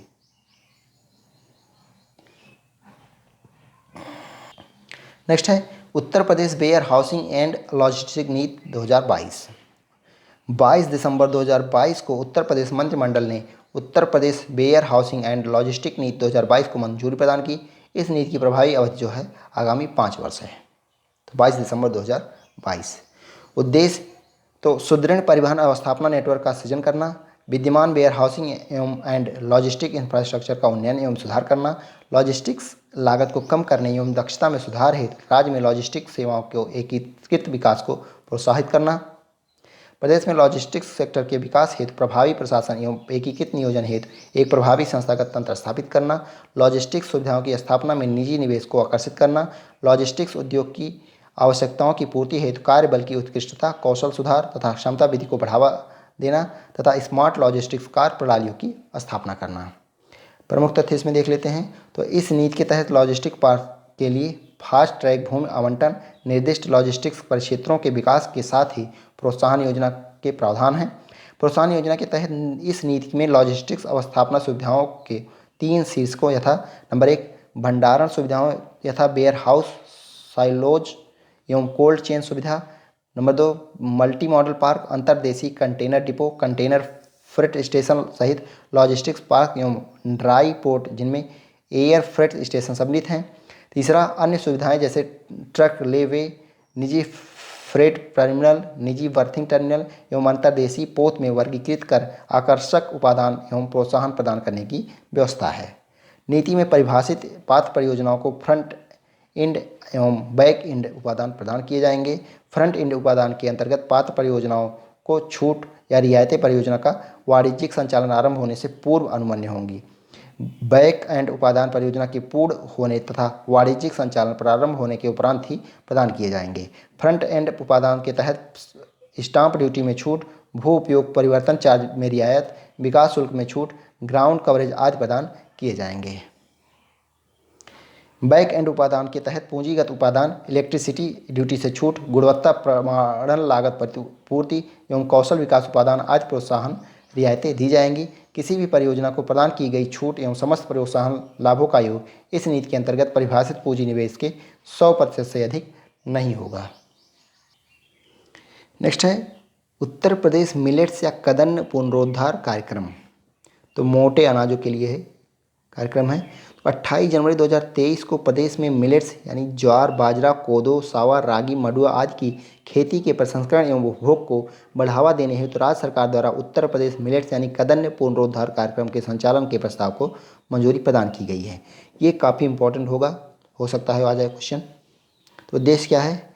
इस कार्यक्रम का उद्देश्य प्रदेश में मिलेट्स यानी कदन्न की खेती को बढ़ावा देने हेतु क्षेत्राच्छादन, उत्पादन, उत्पादकता में वृद्धि कर कृषकों की आय में वृद्धि करना तथा मूल्य संवर्धन एवं विपणन के माध्यम से जन सामान्य के आहार में मिलेट्स के उपभोग को बढ़ावा देकर संतुलित आहार की तरफ प्रेरित करना। महत्वपूर्ण तथ्य क्या है? तो इस योजना को वर्ष 2022-23, 1 जनवरी 2023 से वर्ष 2026-27 तक संचालित किया जाना प्रस्तावित है। कब से कब तक ये ध्यान रखिएगा? तो 1 जनवरी 2023 से वर्ष 2026-27 तक संचालित किया जाएगा, 2022-23 से 2026-27। इसके क्रियान्वयन हेतु 5 वर्षों की अवधि में अनुमानित आकलित व्यय जो है 18,626.50 लाख रुपए होगा। इस कार्यक्रम का क्रियान्वयन प्रदेश के सभी 75 जिलों में किया जाएगा। इस कार्यक्रम के तहत मिलेट्स की खेती के प्रोत्साहन के लिए मिलेट्स बीज का मिनी किट कृषकों को निःशुल्क वितरण किया जाएगा। गुणवत्ता युक्त बीजों का वितरण राष्ट्रीय खाद्य सुरक्षा मिशन एवं राज्य की प्रमाणिक बीज वितरण योजना अंतर्गत अनुदान पर किया जाएगा। बीज मिनी किट वितरण में सीमांत एवं लघु कृषकों को प्राथमिकता दी जाएगी। तो सीमांत और लघु कृषकों को जो है इसमें प्राथमिकता दी जाएगी। यदि सामान्य कृषक भी मिलेट्स का बीज लेना चाहें तो उसे भी उपलब्ध कराया जाएगा। वर्ष 2023-24 से 4 वर्षों तक मिलेट्स के बीज मिनी किट जो है 2.5 लाख कृषकों को निःशुल्क वितरित किए जाएंगे। कृषकों का चयन कृषि विभाग के पोर्टल पर पंजीकृत अथवा भारत सरकार की किसान सम्मान निधि योजना अंतर्गत आच्छादित कृषकों में से किया जाएगा। चयनित कृषकों में 25% अनुसूचित जाति, अनुसूचित जनजाति के कृषकों को लाभान्वित किया जाएगा। साथ ही चयन में महिला कृषकों को विशेष वरीयता दी जाएगी। मिलेट्स के उत्पादों को तैयार करने के लिए मिलेट्स प्रसंस्करण पैकिंग सह विपणन केंद्र की स्थापना की जाएगी। तो मिलेट्स के उत्पादों का तैयार करने के लिए मिलेट्स प्रसंस्करण पैकिंग सह विपणन केंद्र की स्थापना की जाएगी। मिलेट्स विपणन हेतु मोबाइल आउटलेट या स्टोर को प्रोत्साहित किया जाएगा। उल्लेखनीय है कि भारत के प्रस्ताव पर संयुक्त राष्ट्र महासभा द्वारा 2023 को अंतर्राष्ट्रीय कदन्न वर्ष यानी इंटरनेशनल ईयर ऑफ मिलेट्स घोषित किया गया था। तो ये भी इम्पोर्टेंट हो जाएगा। तो अंतर्राष्ट्रीय कदन्न वर्ष इंटरनेशनल ईयर ऑफ मिलेट घोषित कब किया गया? तो 2023 को। विश्लेषण: उत्तर प्रदेश में मिलेट्स की खेती पारंपरिक रूप से बहुत हद तक लोकप्रिय एवं प्रचलित थी, परंतु हरित क्रांति के उद्भव के साथ ही कृषि क्षेत्र में हुए परिवर्तन से इसका क्षेत्र और उत्पादन उस प्रकार प्रचलित नहीं रहा और कुल खाद्यान्न उत्पादन में मिलेट्स का हिस्सा कम हुआ, जबकि पौष्टिकता के आधार पर यह अत्यंत उपयोगी है। मिलेट्स सूक्ष्म पोषक तत्वों, विटामिन और खनिजों का भंडार है। मिलेट्स संतुलित आहार के साथ साथ एक सुरक्षित वातावरण के निर्माण में भी योगदान देता है। निश्चित ही यह मानव जाति के लिए एक प्राकृतिक उपहार है। उपर्युक्त कार्यक्रम के सफल क्रियान्वयन से कृषकों की आय में वृद्धि के साथ साथ संतुलित आहार भी प्राप्त हो सकेगा। नेक्स्ट है उत्तर प्रदेश सौर ऊर्जा नीति 2022। तो ये भी ध्यान दीजिएगा, उत्तर प्रदेश सौर ऊर्जा नीति 2022। तो 16 नवंबर 2022 को उत्तर प्रदेश मंत्रिमंडल द्वारा उत्तर प्रदेश सौर ऊर्जा नीति 2022 के प्रख्यापन के प्रस्ताव को स्वीकृति प्रदान की गई। यह नीति जारी होने की तिथि से प्रभावी होगी एवं 5 वर्ष की अधिक अवधि अथवा राज्य सरकार द्वारा नई नीति अधिसूचित करने की अवधि से भी जो भी पूर्व हो तक लागू रहेगी। उद्देश्य क्या है? तो इस नीति का प्रमुख उद्देश्य पर्यावरण में कार्बन इमिशन को कम करना तथा गैर परंपरागत ऊर्जा स्रोतों से विद्युत उत्पादन को बढ़ाना है। प्रमुख तथ्य: इस नीति के क्रियान्वयन हेतु उत्तर प्रदेश नवीन एवं नवीकरण ऊर्जा विकास एजेंसी यूपी नेडा को नोडल एजेंसी के रूप में नामित किया गया है। तो इसका नोडल एजेंसी जो होगा यूपी नेडा होगा। निजी क्षेत्र में सौर पार्क की स्थापना हेतु ग्राम पंचायत या राजस्व की भूमि 15,000 रुपये प्रति एकड़ प्रतिवर्ष 30 वर्ष की अवधि के लिए पट्टे पर दी जाएगी। इस नीति के कार्यान्वयन हेतु 5 वर्ष की संचालन अवधि में प्रति जनपद या नगर निगम मुख्यालय 2 लाख रुपये तथा प्रति जनपद नगर पालिका परिषद मुख्यालय 1 लाख रुपये का फंड प्रचार प्रसार हेतु उपलब्ध कराया जाएगा। इसके तहत उत्तर प्रदेश में आगामी 5 वर्षों में सौर ऊर्जा परियोजनाओं से 22,000 मेगावाट विद्युत उत्पादन क्षमता का लक्ष्य रखा गया है। कितना क्षमता लक्ष्य रखा गया है? 22,000 मेगावाट। इसमें सोलर पार्क की स्थापना से 14,000 मेगावाट, तो सोलर पार्क की स्थापना से 14,000 मेगावाट, सोलर रूफटॉप आवासीय क्षेत्र से 4500 मेगावाट और सोलर रूफटॉप गैर आवासीय संस्थान से 1500 मेगावाट तथा पीएम कुसुम योजना घटक C1 एवं घटक C2 से 2,000 मेगावाट विद्युत उत्पादन का लक्ष्य रखा गया है। 5 मेगावाट अथवा इससे अधिक क्षमता के स्टोरेज सिस्टम के साथ स्थापित सोलर पार्कों को 2.5 करोड़ रुपये प्रति मेगावाट की दर पूंजीगत उत्पादन उपलब्ध कराया जाएगा। इससे सौर ऊर्जा को स्टोर करके पीक लोड के समय विद्युत आपूर्ति की जा सकेगी। स्टोरेज सिस्टम के साथ सोलर पार्कों की स्थापना को प्रोत्साहित करने वाला उत्तर प्रदेश देश का अग्रणी राज्य बनेगा। प्रदेश में अनावासीय भवनों जैसे कि सरकारी भवन तथा सभी प्रकार के सरकारी अथवा गैर सरकारी शिक्षण संस्थानों की छतों पर सोलर रूफटॉप सिस्टम की स्थापना करके 1500 मेगावाट विद्युत उत्पादन का लक्ष्य निर्धारित है। इस श्रेणी ने आवासीय भवनों की छतों पर स्थापित सोलर रूफटॉप सिस्टम पर भी नेट मीटरिंग की सुविधा उपलब्ध कराने का निर्णय लिया गया है। उत्तर प्रदेश मंत्रिमंडल ने निजी आवासों पर नेट मीटरिंग व्यवस्था के साथ ग्रिड संयोजित सोलर सिस्टम की स्थापना पर भारत सरकार से उपलब्ध केंद्रीय वित्तीय सहायता के अतिरिक्त राज्य सरकार द्वारा 15,000 रुपये प्रति किलोवाट अधिकतम 30,000 रुपये प्रति उपभोक्ता के राज्य अनुदान की अनुमान्यता को भी स्वीकृति प्रदान की है। इस योजना को वाणिज्यिक रूप से वायबल बनाने के लिए केंद्र सरकार द्वारा अनुमान्य अनुदान के अतिरिक्त राज्य सरकार द्वारा 50 लाख रुपये प्रति मेगावाट की दर से वायबिलिटी गैप फंडिंग के लिए अतिरिक्त अनुदान की व्यवस्था अनुमन्य की गई है। अयोध्या शहर को मॉडल सोलर सिटी के रूप में विकसित किया जाएगा। तो अयोध्या सिटी को जो है मॉडल सोलर सिटी के रूप में विकसित किया जाएगा। इसके अतिरिक्त प्रदेश के 16 नगर निगमों एवं नोएडा को भी सोलर सिटी के रूप में विकसित किया जाएगा। सोलर सिटी के रूप में विकसित किए जाने का आशय यह होगा कि शहर की पारंपरिक ऊर्जा की अनुमानित कुल मांग की न्यूनतम 10% ऊर्जा शहर क्षेत्र में स्थापित सौर ऊर्जा संयंत्रों से पूरी की जाएगी। इसके लिए नीति के अंतर्गत वर्ष 2011 की नगर निगम क्षेत्र की जनगणना के अनुसार 100 रुपये प्रति व्यक्ति की दर से राज्य सरकार द्वारा नगर निगमों नोएडा सिटी को सौर ऊर्जा संयंत्र स्थापित करने के लिए वित्तीय सहायता प्रदान की जाएगी। सौर ऊर्जा संयंत्रों के रखरखाव के लिए 30,000 युवकों को सौर ऊर्जा संयंत्रों के अनुरक्षण का प्रशिक्षण दिया जाएगा और उन्हें सूर्य मित्र का नाम दिया जाएगा। उनको क्या दिया जाएगा? सूर्य मित्र। विश्लेषण: उत्तर प्रदेश में औद्योगिक विकास में जो तत्व अवरोधक है उनमें से विद्युत की कमी प्रमुख है। नई सौर ऊर्जा नीति से जहां प्रदेश सरकार की परंपरागत ऊर्जा पर निर्भरता कम होगी, वहीं यह स्वच्छ ऊर्जा उत्पादन से देश के कार्बन क्रेडिट को भी बढ़ाएगा। इस नीति में नेट मीटरिंग के व्यवस्था भी काबिल तारीफ है, जिसके तहत अपने घरों पर लघु सौर ऊर्जा संयंत्र लगाकर अपनी दैनिक उपभोग से अधिक बिजली को बेचा भी जा सकेगा। इससे जहां लोग विद्युत को लेकर आत्मनिर्भर होंगे, वहीं वे अतिरिक्त आय भी प्राप्त कर सकेंगे। समग्र रूप से यह कहा जा सकता है कि नीति व्यवहारिक है, परंतु इसके क्रियान्वयन पर ध्यान देना होगा। उत्तर प्रदेश सूचना प्रौद्योगिकी एवं सूचना प्रौद्योगिकी जनित सेवा नीति 2022। 16 नवंबर 2022 को उत्तर प्रदेश मंत्रिमंडल ने उत्तर प्रदेश सूचना प्रौद्योगिकी एवं सूचना प्रौद्योगिकी जनित सेवा नीति 2022 को मंजूरी प्रदान की। तो 16 नवंबर 2022 को। इसके अतिरिक्त इस नीति के अंतर्गत प्रस्तावित प्रोत्साहनों एवं रियायतों के फलस्वरूप राज्य सरकार पर निवेश के लक्ष्य का 16.5% लगभग 828.25 करोड़ रुपये के वित्तीय उपाय जो 5 वर्षों से अधिक की अवधि में अनुमानित है, क्योंकि कई इकाइयों को वित्तीय प्रोत्साहन नीति की अवधि के बाद संवितरित किए जा सकेंगे, को भी स्वीकृति प्रदान की गई है। उद्देश्य: इस नीति का उद्देश्य एक सुदृढ़ माहौल को सक्षम करके IT सिटी, IT पार्क्स तथा artificial intelligence, blockchain, big data, cloud computing तथा इंटरनेट ऑफ थिंग्स जैसे उदीयमान प्रौद्योगिकियों के क्षेत्र में उत्कृष्टता के केंद्रों की स्थापना से राज्य में तकनीकी बदलाव की दिशा में सहयोग और समेकन को प्रोत्साहित करके इस क्षेत्र के लिए सुदृढ़ इकोसिस्टम का निर्माण तथा संपूर्ण प्रदेश को सतत आर्थिक विकास की ओर अग्रसर किया जाना है। प्रमुख तथ्य क्या है इसमें?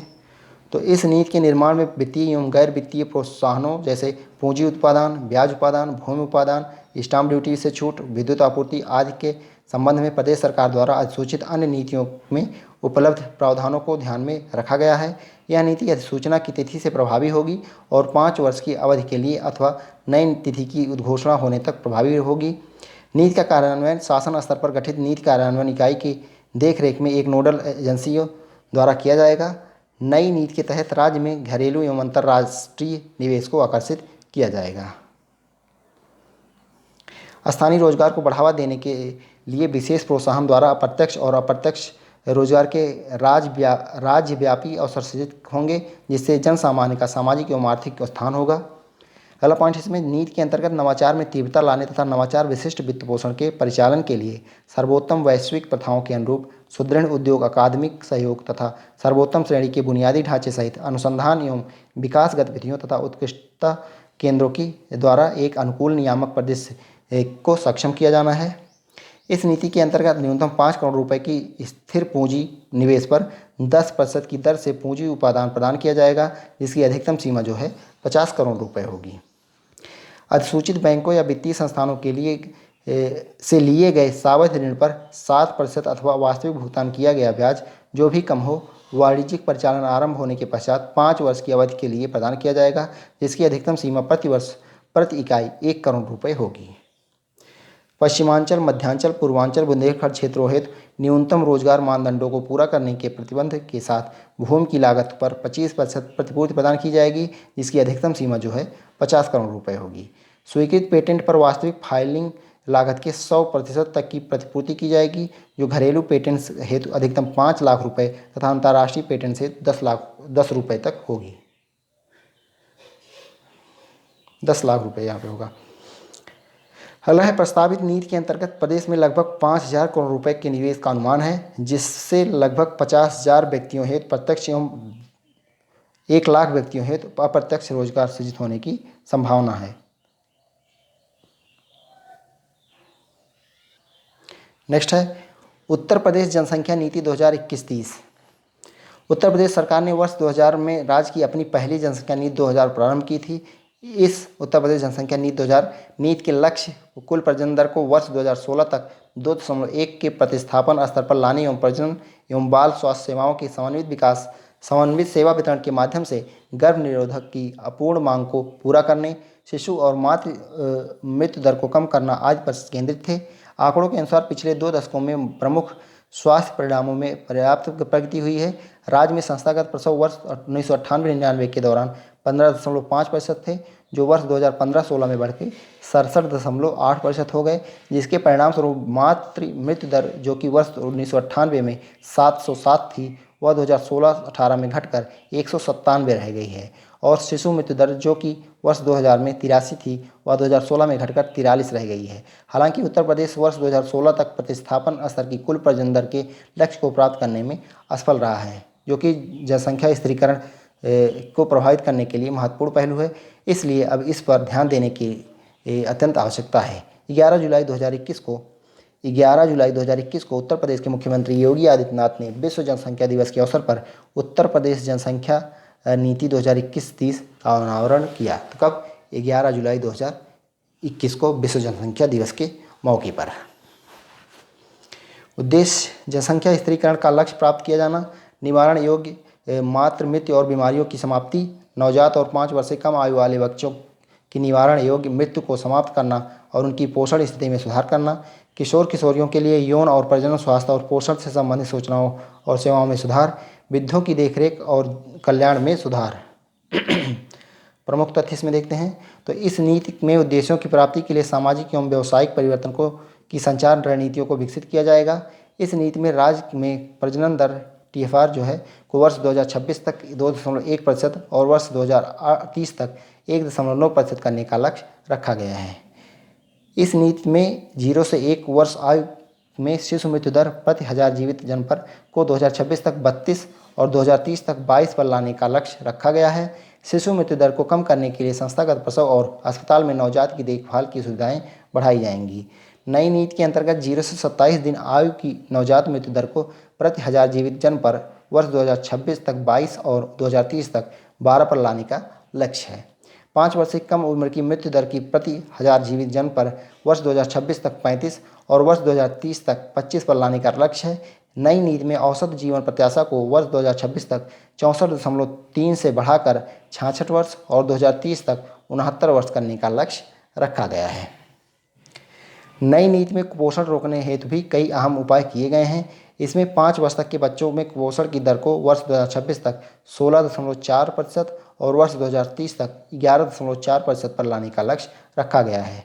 वर्तमान में प्रदेश में 5 वर्ष से कम आयु के 38.5% बच्चों का वजन कम पाया गया है, जिसे वर्ष 2026 तक 24.5% करने और वर्ष 2030 तक 14.5% पर लाने का लक्ष्य रखा गया है। नई नीति में मातृ मृत्यु दर पर विशेष रूप से फोकस किया गया है। वर्तमान में उत्तर प्रदेश का प्रति 1 लाख जीवित जन्म मातृ मृत्यु दर 167 है, जिसे वर्ष 2026 तक 150 और वर्ष 2030 तक 98 पर लाने का लक्ष्य है। इस नीति के तहत संस्थागत प्रसव की दर वर्ष 2026 तक 80% और वर्ष 2030 तक 90% पर लाने का लक्ष्य रखा गया है। वर्तमान में भारत की संस्थागत प्रसव दर 89% है। इस नीति के तहत उत्तर प्रदेश सरकार उन कर्मचारियों को पदोन्नति, वेतन वृद्धि, आवास योजनाओं में रियायतें और अन्य भत्ते देगी जो जनसंख्या नियंत्रण मानदंडों का पालन करेंगे या जिनके 2 या उससे कम बच्चे हैं। विश्लेषण देखते हैं तो उत्तर प्रदेश जनसंख्या नीति 2021-30 स्वैच्छिक और सूचित विकल्प के माध्यमों से और अपनी विकासशील आवश्यकताओं के साथ जनसांख्यिकी लक्ष्यों को निर्धारित करके जनसंख्या स्थिरीकरण प्राप्त करने के लिए राज्य की प्रतिबद्धता को रेखांकित करती है। यह नीति बाल उत्तरजीविता, मातृ स्वास्थ्य और गर्भ निरोधक के मुद्दों को संबोधित करने के लिए रणनीतियों को प्राथमिकता देने के लिए अगले दशक के लिए एक तंत्र प्रदान करती है। इस तंत्र में जागरूकता बढ़ाने और सेवाओं की मांग के साथ साथ एक मजबूत प्राथमिक स्वास्थ्य देखभाल प्रणाली तक लोगों की पहुँच बढ़ाना भी शामिल है। उत्तर प्रदेश जनसंख्या नीति 2021-30 में जीवन की सभी अवस्थाओं में अपने नागरिकों के स्वास्थ्य और सेहत को सुरक्षित करने तथा सबसे अधिक निर्बल वर्ग को प्राथमिकीकृत करने के समावेशी और व्यापक दृष्टिकोण को अपनाया गया है। इस नीति में सभी के लिए स्वास्थ्य सेवाएं सुनिश्चित करने और उच्च जोखिम वाली गर्भवती महिलाओं, शिशुओं, बीमार नवजात शिशुओं तथा अति कुपोषित बच्चों पर विशेष ध्यान रखने के स्पष्ट प्रावधान किए गए हैं। यह नीति प्रदेश में प्रत्येक व्यक्ति के जीवन में खुशहाली लाने एवं प्रदेश को प्रगति के पथ पर अग्रसर कराने के प्रति प्रतिबद्धता की पुष्टि करती है। सतत विकास लक्ष्य के अंतर्गत वर्ष 2030 तक प्राप्त किए जाने वाले लक्ष्यों की प्राप्ति में यह नीति अत्यधिक सहायक सिद्ध होगी। अगली नीति है उत्तर प्रदेश डेटा सेंटर नीति 2021 में संशोधन। तो उत्तर प्रदेश डेटा सेंटर नीति 2021 में संशोधन 3 नवंबर 2022 को उत्तर प्रदेश राज्य मंत्रिमंडल ने उत्तर प्रदेश डेटा सेंटर नीति 2021 में संशोधन को मंजूरी प्रदान की। यह नीति अधिसूचना की तिथि 28 जनवरी 2021 से 5 वर्ष तक अथवा उत्तर प्रदेश सरकार द्वारा कोई नई नीति या संशोधन किए जाने तक लागू रहेगी। तो संशोधन कब हुआ? 3 नवंबर 2022 को। उद्देश्य वैश्विक तथा भारतीय निवेशकों से निवेश आकर्षित करके तथा डेटा सेंटर उद्योग के स्थानीयकरण को सहयोग प्रदान करने के लिए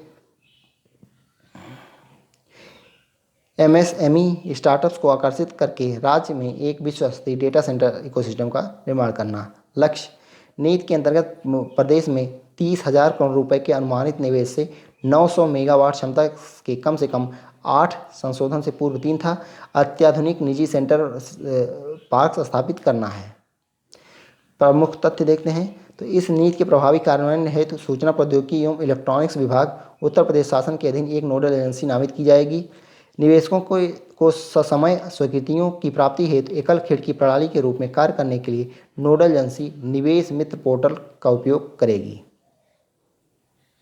इस नीति के अंतर्गत डेटा सेंटर पार्क्स और डेटा सेंटर इकाइयों को पूंजी उपादान, ब्याज उपादान, भूमि के क्रय पट्टे पर स्टाम्प ड्यूटी में छूट तथा ऊर्जा संबंधित वित्तीय प्रोत्साहनों के अतिरिक्त अन्य प्रोत्साहन भी प्रदान किए जाएंगे।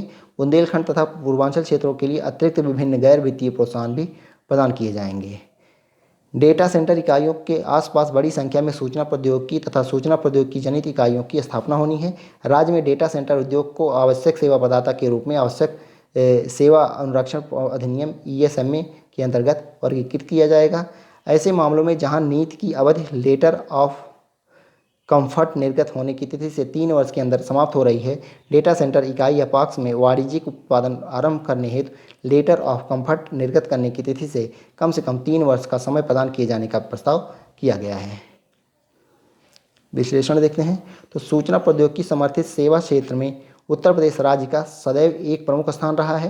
राज्य सरकार का ध्यान भी सूचना प्रौद्योगिकी द्वारा समर्थित सार्वजनिक वितरण प्रणाली पर निर्भर है, जिससे शासकीय कार्यप्रणाली की पारदर्शिता में सुधार हुआ है और नागरिक सेवाओं को सेवाएं प्रदान करने में तीव्रता आई है। विभिन्न ई गवर्नेंस सेवाएं तथा ऑनलाइन सेवा वितरण प्लेटफॉर्म इन डेटा केंद्रों के लिए राज्य सरकार को क्लाउड स्टोरेज के एक प्रमुख उपभोक्ता के रूप में बदल रहे हैं। यह नीति डेटा सेंटर उद्योग को फलने फूलने के लिए अनुकूल नीतिगत वातावरण का निर्माण करेगी। स्थानीय लाभ, सुदृढ़ सूचना प्रौद्योगिकी इकोसिस्टम, सेवा आयोजन के लिए तैयार कुशल प्रतिभा आदि महत्वपूर्ण तत्व उत्तर प्रदेश राज्य को डेटा सेंटर उद्योग में निवेश के लिए एक आशायुक्त गंतव्य के रूप में प्रतिष्ठित करेंगे। उत्तर प्रदेश निर्यात नीति 2020-25। किसी देश या प्रदेश की अर्थव्यवस्था के विकास में निर्यात का महत्वपूर्ण योगदान होता है। निर्यात न केवल महत्वपूर्ण विदेशी मुद्रा का स्रोत होता है, अपितु अतिरिक्त रोजगार सृजन का साधन तथा अंतर्राष्ट्रीय समुदाय में देश की प्रतिष्ठा का भी निर्धारक होता है। इसी कारण निर्यात को अर्थव्यवस्था के विकास का इंजन भी माना जाता है। उत्तर प्रदेश भौगोलिक विशालता, जलवायु तथा सांस्कृतिक विविधता जनित उत्पादों की विशाल श्रृंखला, युवा शक्ति की ऊर्जा एवं हस्तशिल्प तथा कारीगरी की समृद्ध विरासत से संपन्न होने से निर्यात प्रोत्साहन की दृष्टि से सर्वाधिक संभावनाशील है।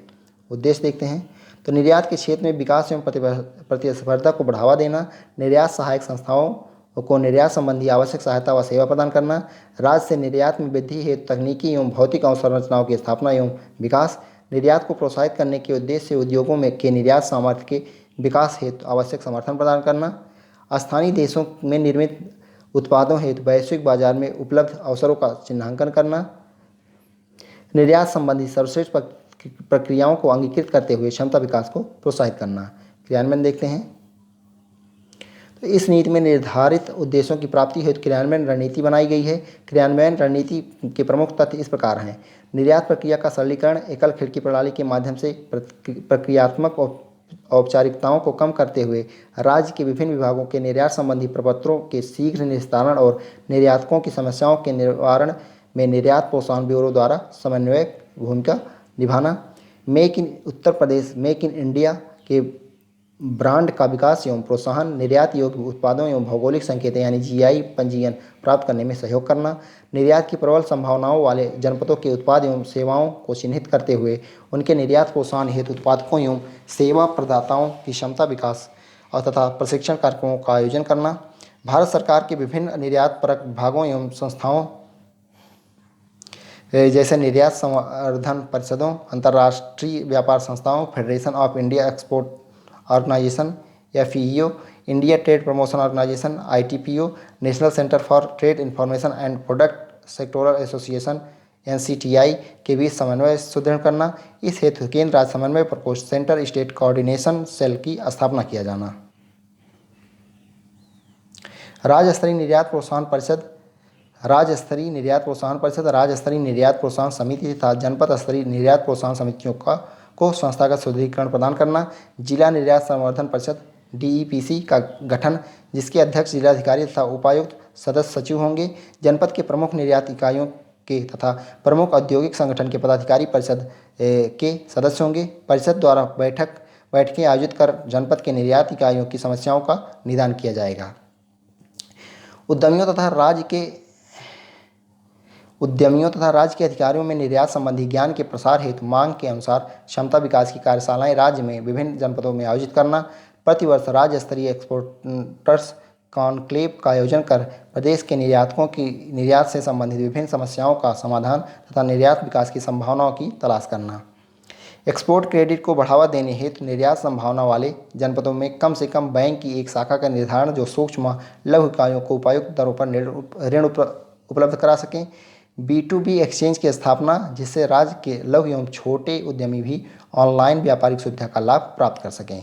साथ ही इसमें सेवा क्षेत्र से निर्यात बढ़ाने हेतु विशेष प्रावधान किया जाना। उत्तर प्रदेश में निर्यात तथा निर्यातकों हेतु एक विश्लेषणात्मक डेटाबेस का निर्माण, जिला निर्यात बंधु की बैठक का प्रत्येक 3 महीने में आयोजन आदि रणनीतियाँ शामिल हैं।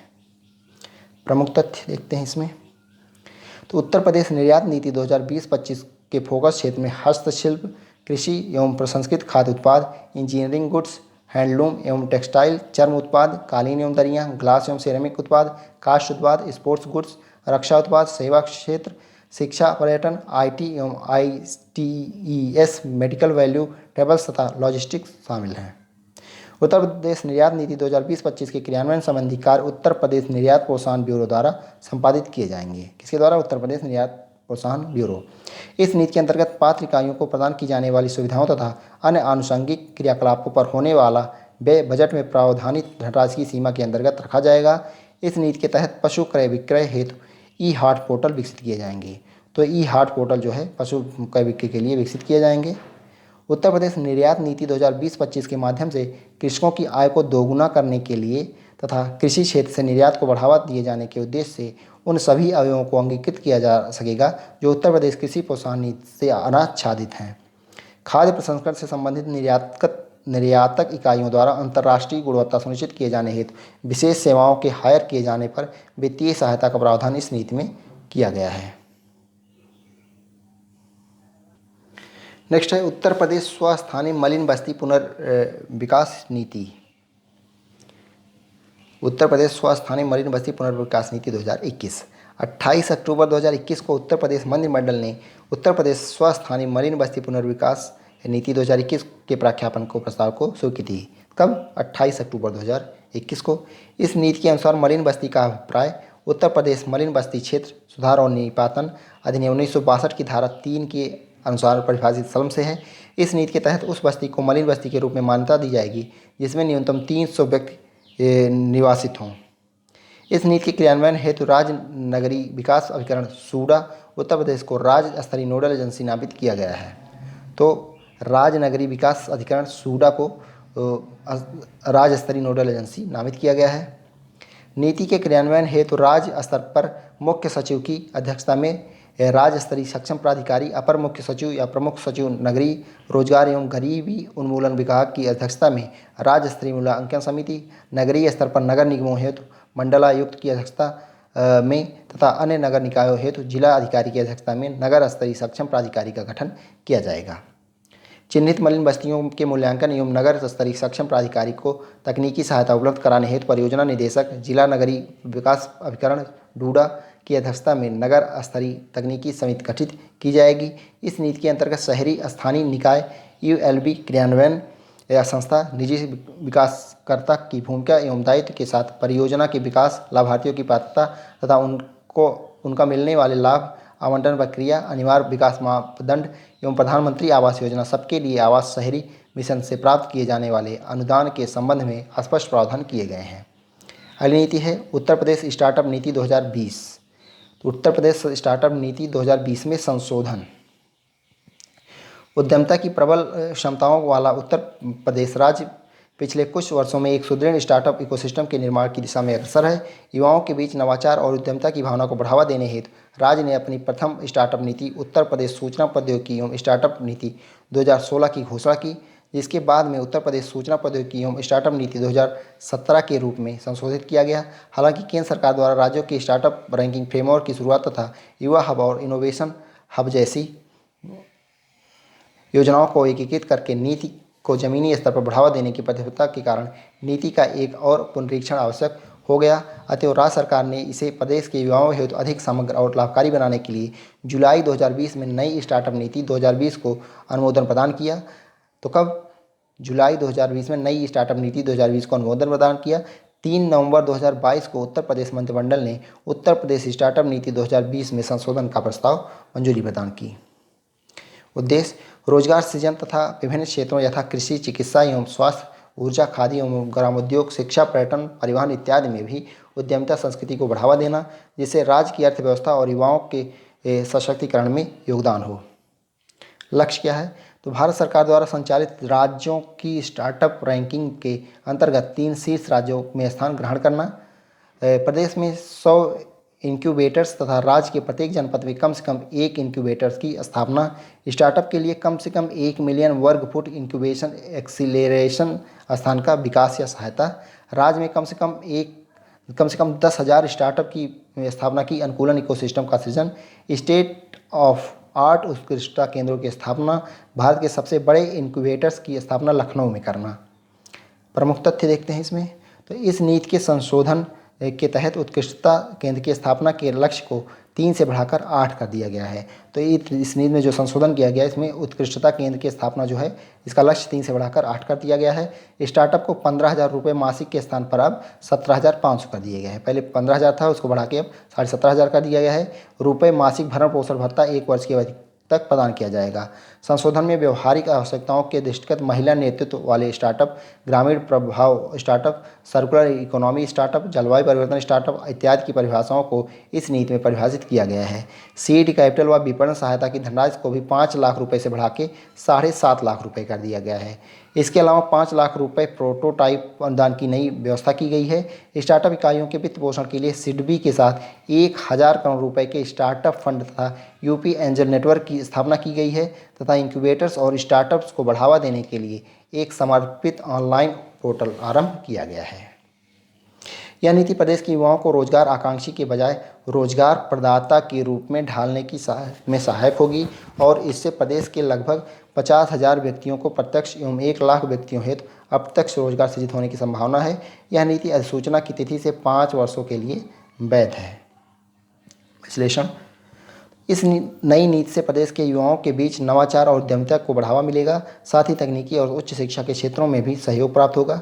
राज्य सरकार का छात्रों को उनकी शिक्षा के प्रारंभिक वर्षों के दौरान ही उद्यमिता के गुण सीखने के लिए उद्यमिता संस्कृति को विकसित करना एक अनोखी पहल है। यह पहल न केवल सीखने वाले बच्चों के स्तर को एक नई ऊंचाई प्रदान करेगी, अपितु भावी उद्यमियों का भी निर्माण करेगी। नेक्स्ट है उत्तर प्रदेश इलेक्ट्रॉनिक विनिर्माण नीति 2020 में संशोधन। तो इलेक्ट्रॉनिक्स विनिर्माण उद्योग वैश्विक स्तर पर बड़ा एवं तीव्र गति से उभरता क्षेत्र है। 16 नवंबर 2022 को उत्तर प्रदेश राज्य मंत्रिमंडल ने उत्तर प्रदेश इलेक्ट्रॉनिक विनिर्माण नीति 2020 में संशोधन को मंजूरी प्रदान की। तो कब? 16 नवंबर 2022 को संशोधन हुआ इसमें। तो विजन देखते हैं। इस नीति का विजन इलेक्ट्रॉनिक्स विनिर्माण को उत्तर प्रदेश का महत्वपूर्ण समृद्धि वाहक बनाना है। उद्देश्य इलेक्ट्रॉनिक विनिर्माण उद्योग को उत्तर प्रदेश के महत्वपूर्ण विकास संचालक के रूप में विकसित करना, जिसमें प्रभावी उपयोग के लिए कुशल बल एवं नवाचार को अपनाने के साथ साथ उभरती तकनीकों के लिए की ऐसी सर्वोत्कृष्ट आधारित संरचना के माध्यम से एक सतत पारिस्थितिकी तंत्र का विकास करना जो राज्य एवं राष्ट्र के संपूर्ण आर्थिक विकास का आधार बन सके। लक्ष्य क्या है? 40,000 करोड़ रुपए का निवेश आकर्षित करना। तो 40,000 करोड़ रुपए का निवेश आकर्षित करना। प्रदेश में 3 इलेक्ट्रॉनिक्स विनिर्माण गुच्छ EMC की स्थापना करना। प्रदेश में 3 उत्कृष्टता केंद्रों COE की स्थापना करना और प्रदेश में घरेलू या विदेशी निवेशकों द्वारा इलेक्ट्रॉनिक सिस्टम डिजाइन विनिर्माण ESDM पार्क की स्थापना। प्रदेश में लगभग 4 लाख रोजगार के अवसर प्रदान करना। फैब इकाइयों के माध्यम से सेमीकंडक्टर्स निर्माण में निवेश आकर्षित करना। कार्यान्वयन नीति के प्रभावी क्रियान्वयन के लिए IT एवं इलेक्ट्रॉनिक्स विभाग उत्तर प्रदेश शासन के अधीन एक नोडल संस्था नामित की जाएगी।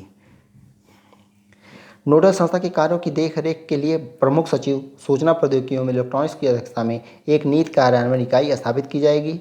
मुख्य सचिव उत्तर प्रदेश शासन की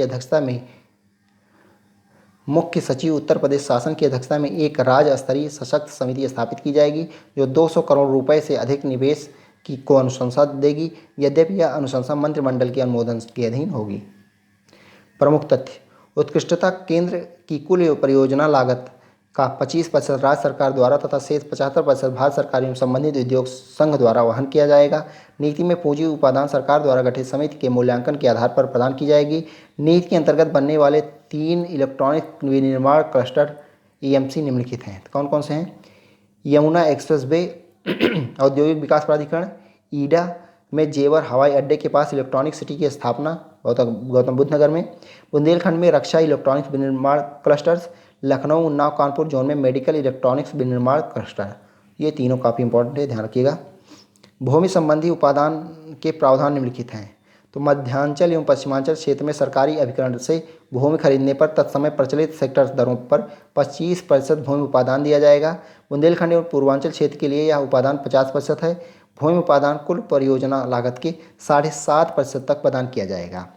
इस नीति में निवेश के लिए अन्य सुविधाएं भी दी गई हैं। कौन कौन सी? समस्त ESDM इकाइयों को अधिकतम 10 वर्षों के लिए इलेक्ट्रिसिटी ड्यूटी से 50% जो है छूट प्रदान की जाएगी। निवेश वाली इकाइयों को अधिक सूचित बैंकों या वित्तीय संस्थाओं से लिए गए ऋण की ब्याज की दर पर 5% प्रति वर्ष की ब्याज उपादान की प्रतिपूर्ति 5 वर्ष तक की जाएगी। सड़कों, ऊर्जा, जलापूर्ति, स्वरीक्षण सुविधाओं इत्यादि आधारित सुविधाओं के विकास पर निहित इलेक्ट्रॉनिक्स विनिर्माण क्लस्टर्स EMC लागत का 50% योगदान भारत सरकार द्वारा दिया जाएगा। यह नीति अधिसूचना तिथि से 5 वर्षों के लिए मान्य होगी तथा इसमें दिए गए वित्तीय प्रोत्साहन केंद्र सरकार द्वारा दिए गए प्रोत्साहन के अतिरिक्त शर्तों के साथ होंगे।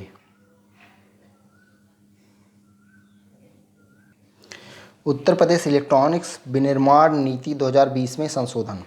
तो 20 अगस्त 2020 को अधिसूचित उत्तर प्रदेश इलेक्ट्रॉनिक्स विनिर्माण नीति के अंतर्गत राज्य में 40,000 करोड़ रुपए के निवेश आकर्षित करने का लक्ष्य रखा गया था। संशोधित नीति के तहत राज्य में लघु एवं मध्यम इलेक्ट्रॉनिक्स विनिर्माण उद्योगों की वृद्धि हेतु 200 करोड़ रुपए तक के निवेश हेतु अधिकतम 10 करोड़ रुपए के पूंजीगत उत्पादन की सीमा के प्रतिबंध को समाप्त कर दिया गया है। अब 1,000 करोड़ रुपए के निवेश तक फ्लैट 15% पूंजी उत्पादन अनुमन्य होगा। एंकर इकाई के रूप में कार्य करने वाले तथा पूरक इकाइयों को साथ लाने की गारंटी देने वाले निवेशकों तथा फोकस क्षेत्रों के तहत आवेदनकर्ता निवेशकों के लिए पूंजी उत्पादक अनुमन्य होगा।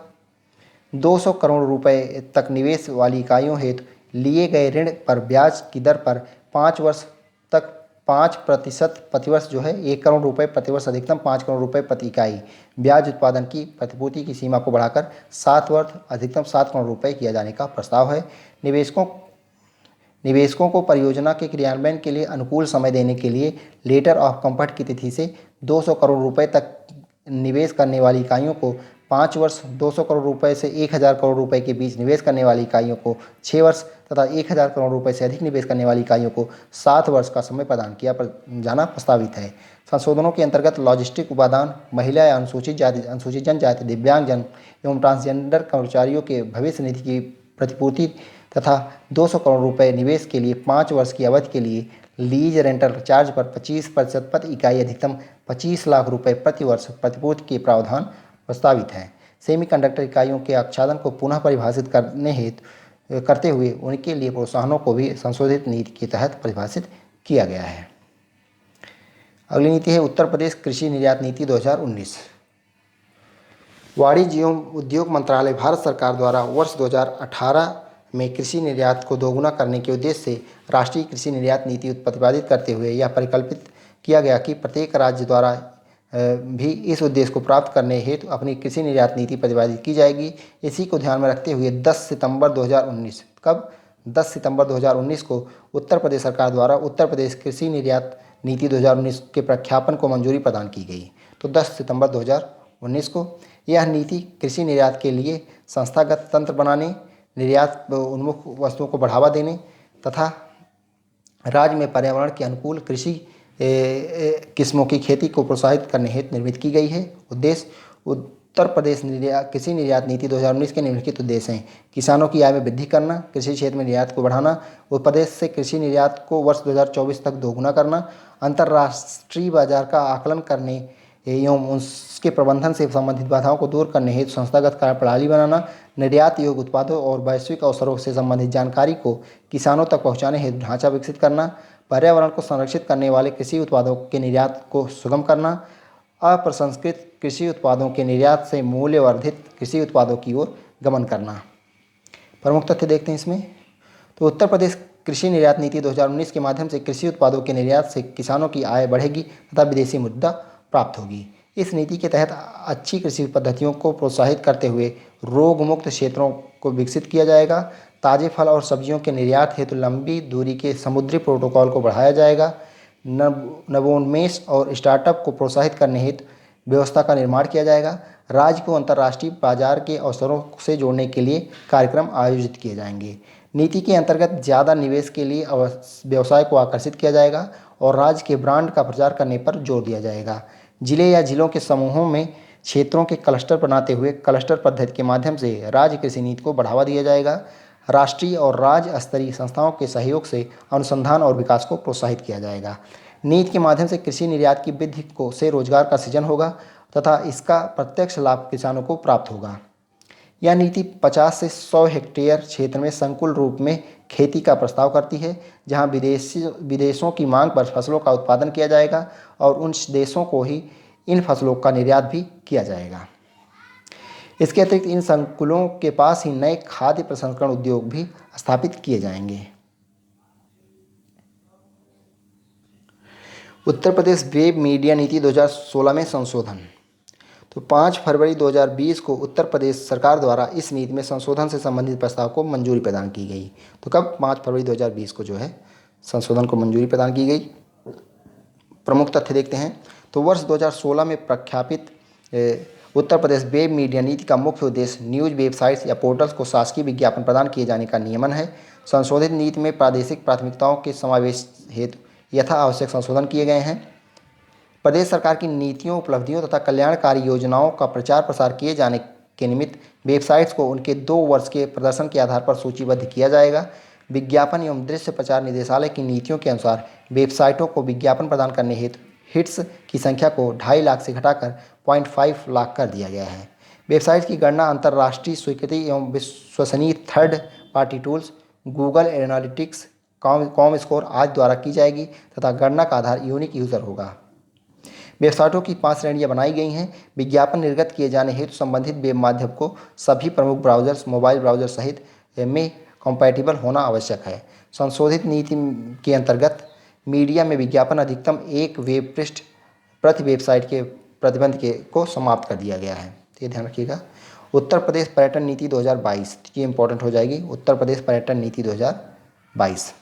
उत्तर प्रदेश में पर्यटन की अपार संभावनाओं के बावजूद यहाँ पर्यटन अभी भी शैशवावस्था में है। इसी संदर्भ में प्रदेश में पर्यटन को बढ़ावा देने हेतु उत्तर प्रदेश सरकार द्वारा नवंबर 2022 में उत्तर प्रदेश पर्यटन नीति 2018 के स्थान पर उत्तर प्रदेश पर्यटन नीति 2022 प्रख्यापित की गई है। उत्तर प्रदेश पर्यटन नीति 2022 प्रख्यापित होने की तिथि से 5 वर्षों के लिए प्रभावी रहेगी। विज़न क्या है? तो उत्तर प्रदेश को भारत में पसंदीदा पर्यटन स्थल के रूप में प्रस्थापित करना, देश में सर्वाधिक पर्यटन आगमन एवं पर्यटन आय प्राप्त करना, रोजगार के अवसरों का सृजन करना तथा सर्वोत्तम पर्यटन अनुभव सुनिश्चित कराना। मिशन क्या है? उत्तर प्रदेश के स्थानीय समुदाय में समावेशी पर्यटन विकास की भावना उत्पन्न करना। उत्तर प्रदेश के शहरों प्रकृति, वन्यजीव, व्यंजन, हस्तशिल्प, विरासत, धर्म एवं संस्कृति का अधिकतम पर्यटन अनुभव सुनिश्चित कराना। लक्ष्य क्या है? तो उत्तर प्रदेश को आगामी 5 वर्षों तक देश का सर्वाधिक पसंदीदा पर्यटन स्थल बनाना। इस नीति से प्रदेश में पर्यटन को उद्योग का दर्जा प्राप्त होगा। प्रमुख तथ्य: 1 फरवरी 2018 के बाद पंजीकृत निर्माणाधीन, अर्धनिर्मित, निर्मित व असंचालित इकाइयाँ जिन्होंने पर्यटन नीति 2018 के अंतर्गत पंजीकरण कराया है, इस पर्यटन नीति के अंतर्गत अनुमन्य लाभ प्राप्त करने हेतु प्राप्त होंगे। पर्यटन नीति में budget hotel, heritage hotel, star वर्गीकृत होटल, हेरिटेज होम स्टे, ग्राम स्टे या फार्म स्टे, इको टूरिज्म इकाइयाँ, कैरावेन यूनिट, कैरावेन पार्किंग स्थल, प्रदर्शनी, कॉन्फ्रेंस, सम्मेलन केंद्र, प्रेक्षागृह, सांस्कृतिक केंद्र, सार्वजनिक म्यूजियम, यात्री सुविधा केंद्र, यात्री निवास, टूरिस्ट स्थलों पर multi level parking, resort, wellness resort, eco resort, सर्व ऋतु अस्थायी मौसमी शिविर, अस्थायी टेंटेड या तंबू आवास, जलाशय, झील, नदी, क्रूज पर्यटन इकाई, आरोग्य पर्यटन इकाई, अंतर्राष्ट्रीय योग श्रम या प्राकृतिक योग चिकित्सा केंद्र, साहसिक पर्यटन परियोजनाएं, थीम पार्क, शिल्प बाजार, शिल्पग्राम, मनोरंजन पार्क, वाटर पार्क, ध्वनि और प्रकाश शो, लेजर शो, पर्यटन और आतिथ्य प्रशिक्षण संस्थान, मार्गी या वेबसाइट सुविधाएं, आधुनिक dhaba, floating hotel, floating restaurant, revolving restaurant, shikara, बजरा, सार्वजनिक गोल्फ पर्यटन इकाइयाँ, पर्यटन सेवा प्रदाता, नई पर्यटन स्टार्टअप इकाइयों को पर्यटन सत्कार इकाइयों की श्रेणियों का दर्जा प्रदान किया गया है। इस नीति के तहत नए पर्यटन गंतव्य रामायण सर्किट, कृष्ण व्रत circuit, Buddhist circuit, wild life एवं eco tourism circuit, Bundelkhand circuit, Mahabharata circuit, Shaktipeeth circuit, आध्यात्मिक circuit, Sufi Kabir circuit, Jain circuit, craft circuit, स्वतंत्रता संग्राम सर्किट का विकास किया जाएगा। इन चिन्हित सर्किटों के अतिरिक्त प्रदेश के अन्य ऐसे पर्यटन स्थल जो कि पर्यटन सुविधाओं, आतिथ्य सत्कार इकाइयों से सेवित गंतव्य हैं, वह भी नीति के अंतर्गत सभी अनुमन्य लाभ नियमानुसार प्राप्त कर सकेंगे। उत्तर प्रदेश पर्यटन विभाग के साथ पंजीकृत सभी स्टोर कैटेगरी होटल, रिजॉर्ट व परिभाषित पात्र पर्यटन परियोजनाओं को आतिथ्य उद्योग का दर्जा देकर परियोजनाओं को प्रोत्साहन या फिर सब्सिडी या छूट प्रदान की जाएगी। पर्यटन विभाग में पंजीकृत या वर्गीकृत होटलों से विद्युत शुल्क व्यावसायिक दरों के स्थान पर औद्योगिक दरों पर ली जाएगी। पर्यटन नीति में वर्णित सभी वर्गों श्रेणियों के अंतर्गत स्थापित होने वाले पर्यटन या सत्कार इकाइयों से नगर निगमों और जल संस्थान के गृह कर, जल मल कर उद्योग की भांति ही देय होंगे। राज्य सरकार द्वारा स्थापित एवं विकसित औद्योगिक क्षेत्रों एवं अन्य प्राधिकरणों के अंतर्गत आवंटित औद्योगिक भूखंडों पर होटल व रिजॉर्ट का निर्माण अनुमन्य किया जाएगा एवं इन्हें उद्योग का दर्जा प्रदान किया जाएगा। पर्यटन नीति 2022 में वर्गीकृत श्रेणियों हेतु पूंजीगत अनुदान की व्यवस्था भी की गई है। साथ ही पर्यटन इकाइयों को ब्याज सब्सिडी, स्टाम्प ड्यूटी छूट, भू उपयोग परिवर्तन और विकास शुल्क, रोजगार सृजन पर EPF सब्सिडी, नवाचार विशिष्ट प्रोत्साहन, विपणन एवं संवर्धन प्रोत्साहन, राज्य की दुर्लभ एवं लुप्त प्राय कला, संस्कृति और व्यंजनों का संरक्षण, संवर्धन, पुनर्जीवित किए जाने हेतु प्रोत्साहन आदि की व्यवस्था है। विश्लेषण देखते हैं तो पर्यटन का महत्व इसी से सिद्ध होता है कि कोविड-19 महामारी से पूर्व वर्ष 2018 में भारत की GDP का लगभग 10% यानी $16 ट्रिलियन से अधिक पर्यटन से आया। इस क्षेत्र से इसी वर्ष बड़ी मात्रा में 42 मिलियन रोजगार भी सृजित हुए। यदि बात उत्तर प्रदेश के संदर्भ में करें तो यह सकल यात्री आगमन एवं घरेलू यात्री आगमन की दृष्टि से दूसरा बड़ा राज्य रहा, अर्थात पर्यटकों में प्रदेश के प्रति आकर्षण विद्यमान है। ऐसे में नई उत्तर प्रदेश पर्यटन नीति जो है 2022 का कार्यान्वयन इसे और भी आकर्षक बनाएगा। इससे उत्तर प्रदेश में प्रत्यक्ष एवं अप्रत्यक्ष रोजगार के अवसरों में भी वृद्धि होगी तथा उत्तर प्रदेश के समेकित संस्कृति एवं परंपरा को बढ़ावा मिलेगा। पर्यटन क्षेत्र में आधारभूत सुविधाओं के विकास से घरेलू एवं विदेशी पर्यटन में वृद्धि होगी। अगला देखते हैं तो उत्तर प्रदेश खनन नीति 2017। मुख्यमंत्री योगी आदित्यनाथ की अध्यक्षता में मंत्रिमंडल द्वारा 30 मई 2017 को सुशासन यानी गुड गवर्नेंस एवं भ्रष्टाचार मुक्ति के मूल मंत्रों पर आधारित एक सुदृढ़ एवं पारदर्शी खनन नीति उत्तर प्रदेश खनन नीति 2017 के प्रख्यापन को मंजूरी प्रदान की गई। लक्ष्य खनिजों के विषय में जागरूकता अवेयरनेस को बढ़ाना, सर्वसामान्य की खान एवं खनिजों तक पहुँच को सुनिश्चित करना, सर्वसामान्य को खनिजों की उपलब्धता अवेलेबिलिटी में वृद्धि करना, खनिजों के मूल्य को जनसाधारण के सामर्थ्य के अनुरूप बनाए रखना यानी अवेयरनेस, एक्सेसिबिलिटी, अवेलेबिलिटी और अफोर्डेबिलिटी। उपर्युक्त आधारों पर जनसाधारण में खनिजों की स्वीकार्यता को बढ़ाना, एक्सेप्टेबिलिटी।